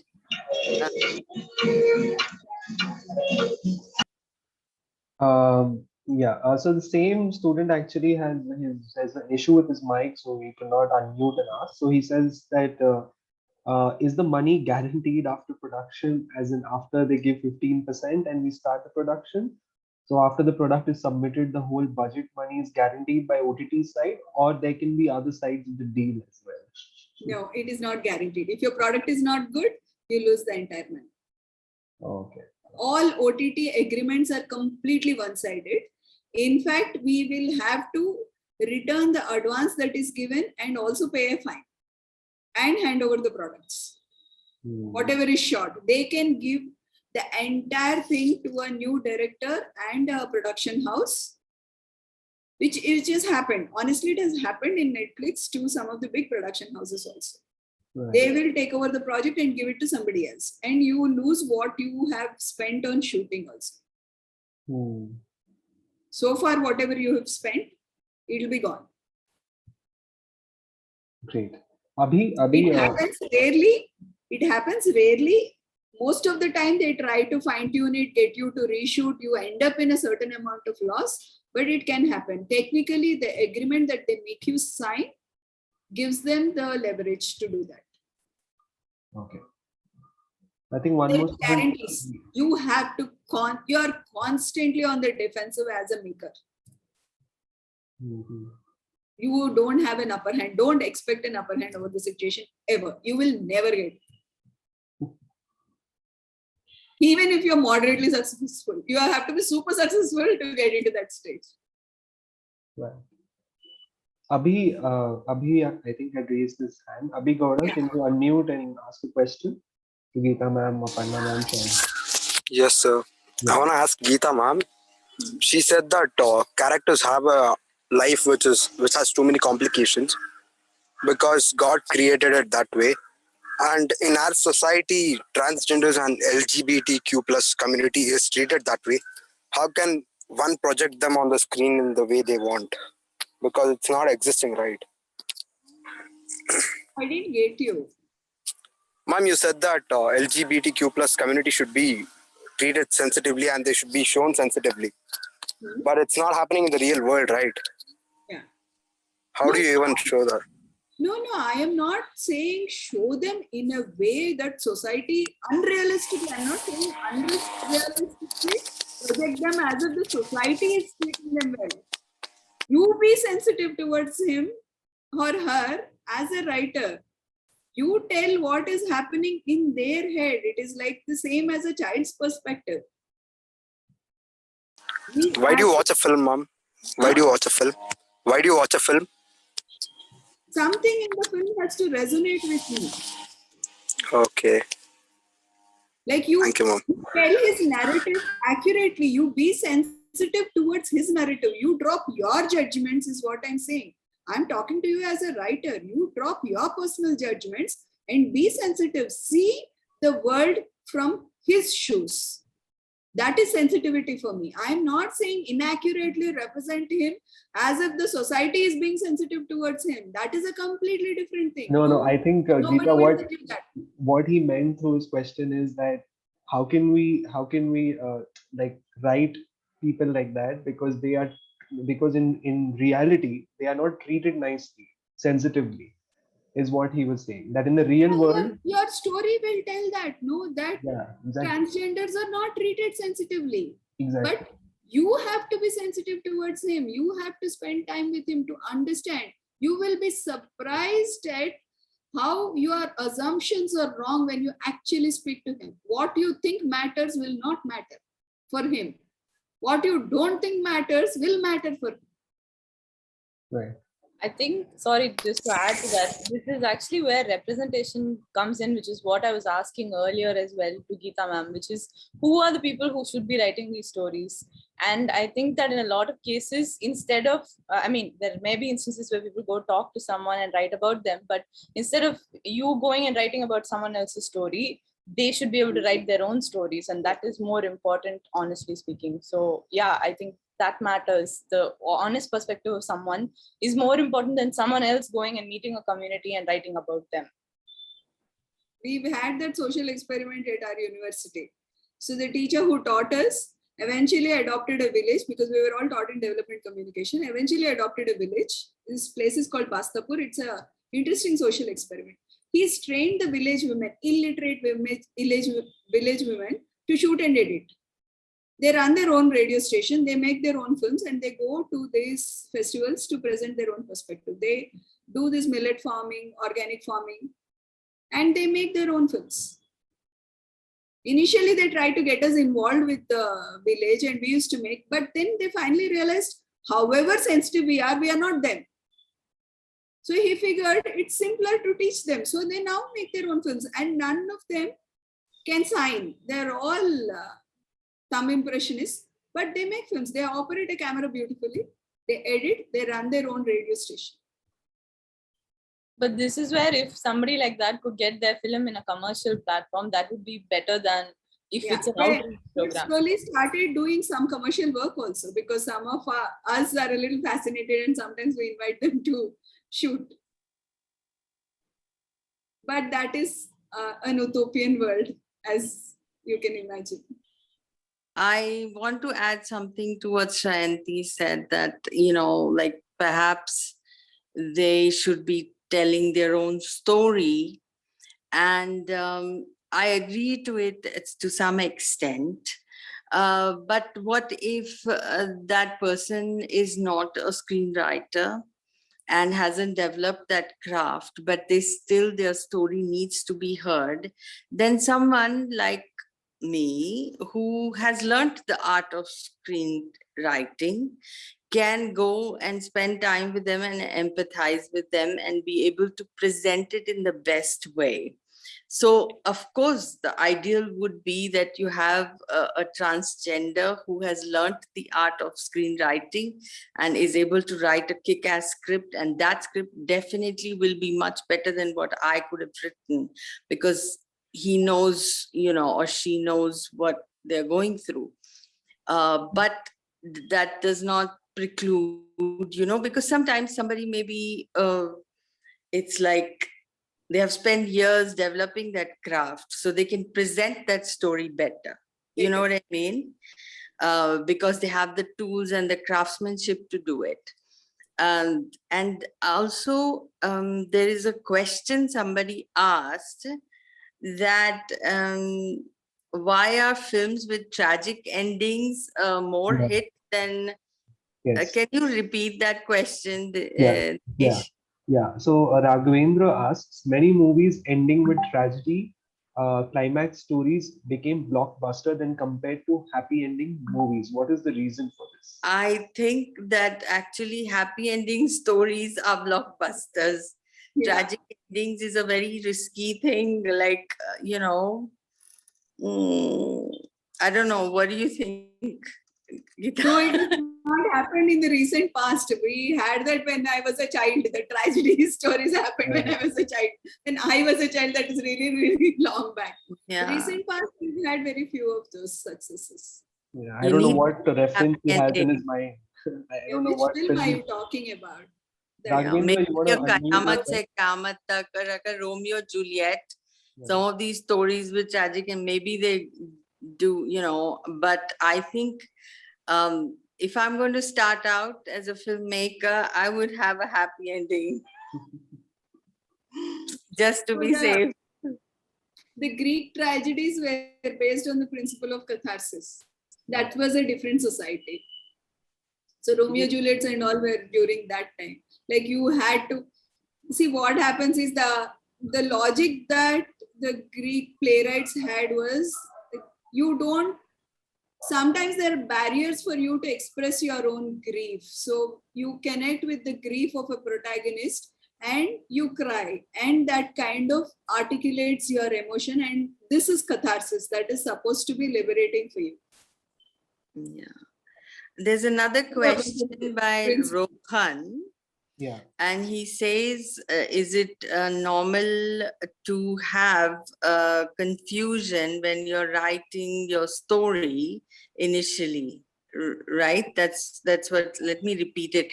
How not to force ourselves to write a story and still the story would be interesting.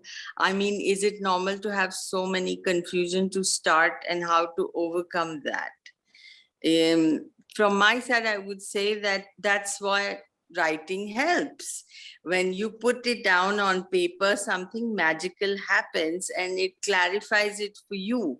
Of course, you start out with kind of a vague idea of what you want, and the muses, the writing muses, will only help when you put pen to paper. No, something happens. You connect with the source, and then you get clarity. You start seeing your characters more clearly. I think so. That's why I tell people, don't make the screenplay in your head. You may have an outline or something, but only when you write, a clarification comes and the confusion goes away. So that's my answer, but I'm sure any of you can pop in and, if you want to add to that. I missed that. I was going to add to Aparna's earlier thing, her reaction to Shriyan P. See, sometimes a good craftsman, some of our best feminist stories were written by men. Chellam wrote some of the best feminist stories, and he was a man. So it is the empathy of that person, his connection with who he's writing about. If you are not writing a story about yourself or somebody like you, please go and do some research. Please spend some time and connect with the protagonist that you have in mind. That would be my advice. Okay, so the same student who was asking about tragedy and happy ending. So he says that, I mean, we will forget the movie with happy ending after some days, but we won't forget the movies with sad ending. Because probably the psychology of it is, there is that sadness is your unarticulated sadness. There is some sadness in the movie that you have buried in your subconscious, and the film kind of brought it out and gave you liberation from that sadness. You cried over it, so you got liberated. That's why it stays with you. It is a very important, undermined, ignored tool. Right. Okay. Any more questions? Dinesh, I want to add a point about this thing, that representation of this thing LGBT, and if for that kind of, like any kind of, even if it is LGBT representation or caste-based representation, if you see in Tamil industry and all, like Paranjit and Mari Selvaraj, they not only show the oppression side of it, so you have to show the celebration part of that community. So that's where you can bring in difference in the storytelling, like not only showing the oppression part. So if you have to understand what happens in their normal life also. So that's where you can bring a different this thing, even though like the LGBT community or even the any caste-based oppression is happening in the country. If you want to show in films, just don't show about the oppression, or don't just show the victim side also. Show it as it's happening normal. Also show the joy, celebration, and everything. So that's where you can bring in different things, their normal life. Yeah, of course, the oppression does happen, but more importantly, you should show what makes them celebrate things, and also the happy side of it. Connect with them. Connect the audience to them. And it is actually also why when Mari Selvaraj or say Lenin Bharati, all of them are people from the community who've written themselves. I'm not saying that it should only be that, but I'm saying that is important. And it's also important to not assume that only people without lived experience should go because they're trained in it. Because the reason why there's so much training for people who haven't been affected is because there's the opportunity where it isn't for others. So, I mean, that is important to take into consideration also. Yeah, it is also important for us to embrace our identity. Sometimes we come out of it and fit into some other society, we tend to forget it. Right. So a lot of these people, once they get into this film nagar, they forget about their cultural identity.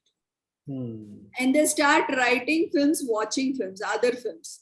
So instead, it is very important for us to embrace our identity, where we come from, and tell stories of, we all have these dark stories, but we don't want to acknowledge them in public. They are honest enough to be able to acknowledge their Dalit identity and what they have gone through, or what their people have gone through, what they have seen. Right. So we tend to whitewash and tend to project a version of ourselves that is palatable to the society that we're trying to fit in.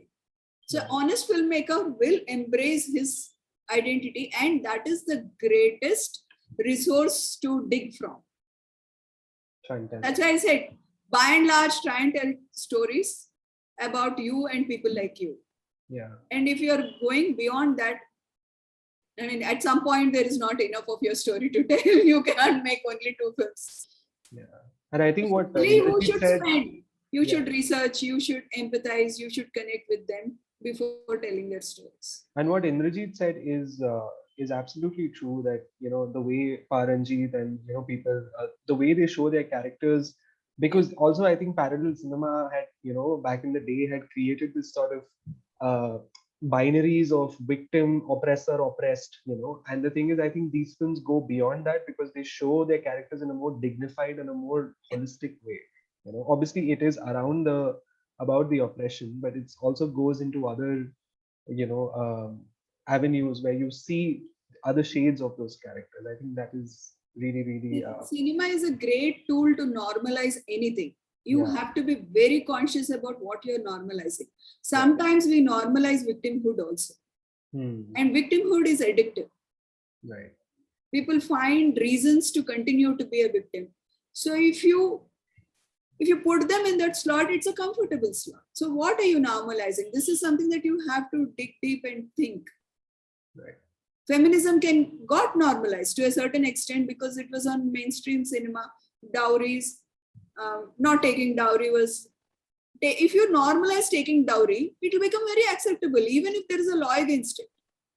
So what are you normalizing? So that you have to be conscious. There is this scene in Pa that I really like. The mother is played by Arundhati Nag. She says, it doesn't matter if the child is legitimate or illegitimate, if the father wants to be a part of it or what. I've raised you as a widow. You decide whether you want the child. We can raise. So having a mother like that becomes very aspirational. You've normalized that. Right. You've normalized a certain level of thinking. You can normalize a lower level of thinking. You can normalize a higher level of thinking. What do you want to do? These are subtext in a movie. They are not the plot. This is what makes, you can have a same story, but your subtext makes all the difference. To get into the subtext, like Aparna says, you have to first finish the text. So if you walk into a pitch without finishing the text, you will not be able to add these layers. So the surface layer will come in 2 months. The subtler texts take many, many months to get woven into. Okay. Tanmay has a question. Abhi, we'll come to you. Just hold on. Ma'am, can you please expand once So that again? 30 slides. 30 slides is not for a producer or an actor, Tanmay. It is purely for an OTT platform. Yeah. Actors and producers will not sign a film until they have a full script. Okay. You don't even get to make a pitch if you don't have a full script. It is only to get, I talked about 30 slides only to get into a second level of discussion. It is the 30 slides is an elevator pitch to get the attention of an OTT executive. Even there, once you put your foot in, you still have to have the full script to reach the next level of discussion. And you won't get 6 months in between.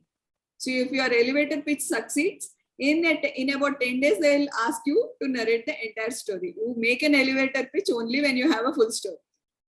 But what I was trying to tell is, even if you have a full story, today you need a 30 slides also to be able to narrate your full story. Right. Like we have about 100 producers, but we have only 5 OTTs. So the scripts that are going to 100 producers are going to these 5 OTTs. So the burden on them is higher. You have to understand that perspective. So you have to get your foot in. Only if you're a Karan Johar or a Shah Rukh Khan, they'll treat you seriously. If you're not, then you need to have an elevator pitch. They don't need elevator pitches. We need elevator pitches. Right. Yeah, only like when you have this, just narrating a concept and getting a project, it happens to very senior directors who, it's almost like they have proven themselves and they can go to a producer and say, I've got this new idea. And the producer, he's worked with this guy, like my current producer, he wants to make another movie with me, and he asked me if I had something, and so I narrated like a 20-minute thing. I had a first draft, but I still narrated it, and he approved it on the 20-minute thing. But that won't happen for someone who is just starting out. Yes. Because you haven't proven yourself, and so they want to know that you have all the elements in place. Actually, more than the producer, I'll tell you something. When you have a full script and you have the story in your stomach, you don't even have to narrate it. You walk in, the producer knows. He knows whether you have a full script or not. Because the person who has a full script stands a little bit taller, has a little bit of more arrogance, and has a little bit more confidence. Because they're sure. They're sure about their story, because they have gone through all the confusions. So the way they narrate and the way they talk will be different. And producers who listen to so many every day, they know how to spot the outlier. They know which ones got the full script in their stomach. That's their business, right? So I think, try finishing a script. You'll see there's something like how you walk will be different, So there you go. I'll answer Tanmay's question. I read it. Should we narrate the full script to the actor, producer? Tanmay, you should be able to narrate your script in 5 minutes, 10 minutes, 20 minutes, 3 hours. Because you don't know how much time the actor has at that point of time, and whatever is the time that he gives, you should be able to pitch it. That's how it works. I've had young people who have not been able to narrate in 20 minutes that the actor gave, and they didn't get a second opportunity. So you should have different versions of your script. You should be able to tell it in any length of time. The actor will decide at that point of time. When you meet him, he will say, you will not even get a heads up on it. When you meet him, he'll say, I have only half an hour, tell me half an hour. Sometimes an actor will say, okay, tell me first half, you can tell the second half later. We cannot predict what their pattern is. Each actor is different, their patience levels are different, and what they're going through at that point of time is also different. Sometimes they'll be free, sometimes they'll be super busy. So you can't predict that. You should be ready with all versions. If they say 5 minutes, you should be able to tell them 5 minutes. If they say 2 hours, take your time, give me a full story, you should be able to tell them. Great. Geeta Keor has written to me. He asks, from a scriptwriter's perspective, do you think that psychological thrillers will evolve and be accepted in our industry, which is Bollywood, regional movies, feature films, etc., as much as it is appreciated in Hollywood and other countries?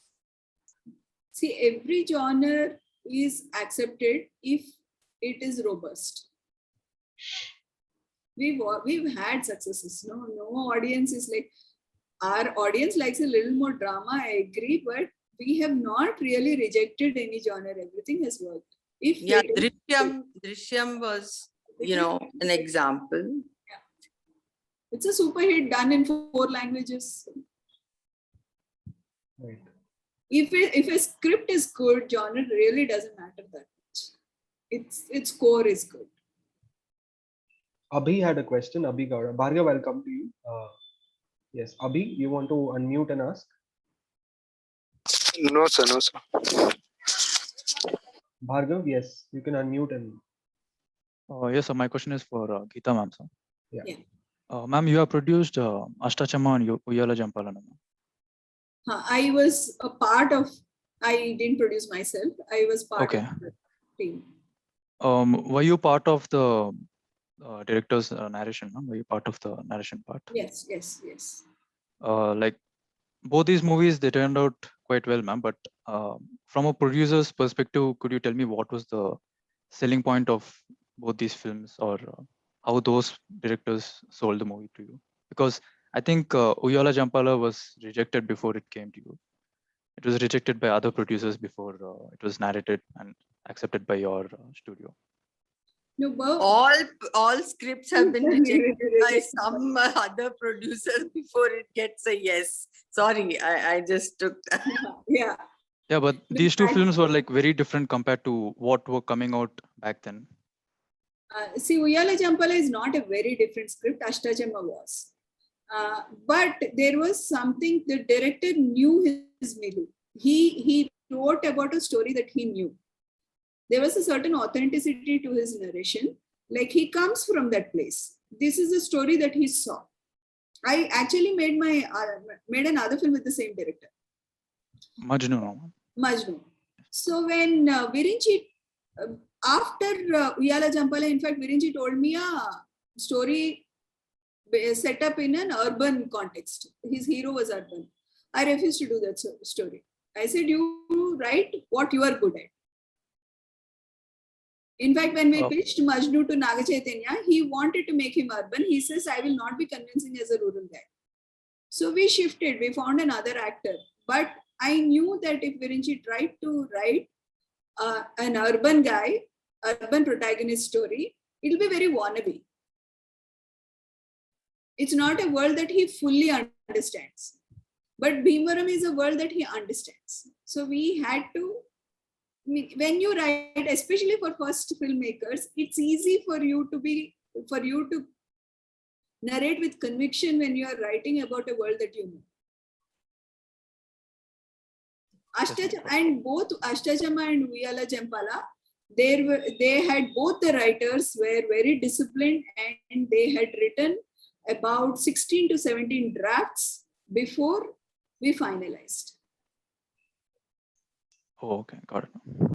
In fact, with Mohan Krishna, what I really liked about him is he was so proud about his writing and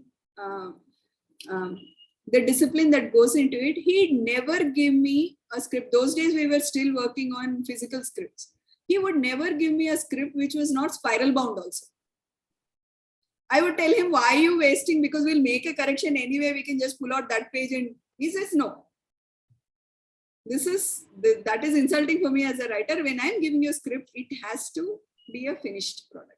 So every version, he would give us a nicely bound, spiral bound script with the first page, last page, everything. He would not give a loose sheets or anything. So you have to have a certain pride in,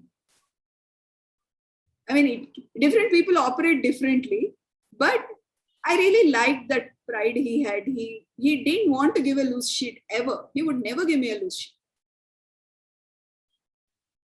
I think the word that I would use is reverence, which sadly has lately been missing. To have reverence for the craft that you have taken as your life's work, and and give it that respect. I think that's the pride, that she's talking His about. His father was a writer too, and he came with that from that space of valuing that part of. Yes, ma'am. I think Shriyanti, she just texted me that she wants to leave because she has a shoot tomorrow. So, thank you so much, Shriyanti. Thank you. Thanks a lot. Thank you. Okay, any more questions, guys?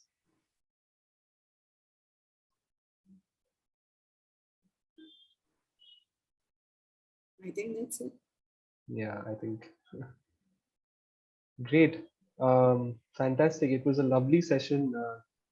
Geeta, Aparna, and Indrajit, thank you for joining us and sharing your experiences and insights. I'm sure students have, gathered a lot from today's session, and hopefully all this will be, reflected in the work that they do, and right from the student level. I mean, one can just hope that, right? So, yeah. Thank you so much, Geeta. Glad that I asked you to get Geeta Gollagaru because more than the students, I think I wanted to hear her, I always have very fruitful conversations. Whenever I meet her, I learn so much. and she gives me such good insights, you know, and I really cherish that. So that's the, you know, whether she agree, you know, wants to make my project or not becomes a secondary thing. I just like to go and listen to her. So I'm so glad. I hope you people, you know, I think for that OTT thing or something, I think your students, you should invite her. She In the business of it. Yeah, the business of it, because she knows so much. Yeah. You know, she knows so much. And most of your students will probably start off with some web series before, you know, they get to a feature film, and they could use that knowledge. So thank you, Geeta. Really, I'm like, I am enlightened again today in a whole new way. Great. So maybe Geeta, whenever we are free, maybe we can, you know, arrange for you to come to our Bangalore campus when campuses reopen, you know, and you can do a sort of a interactive session with our students, and you know, it'll be really. My next series is with the Bangalore filmmaker, and I am married to somebody who's from Bangalore, so I get coming there very often. Oh, definitely. So then we'll, you know, we'll arrange something where, as per your convenience and availability. Sure. Yeah. Thank you so much. Thank you all the students. Thank you. Thank you. Have a good day. Bye. Thank you. Bye. Thank you. Thank you, Dinesh. Thanks. Yeah. Thanks, Indrajit. Yeah. Thanks, Dinesh. Thank you. No problem. No problem. We'll have more of these sessions. Yes, definitely. Thank you. Bye. Take care.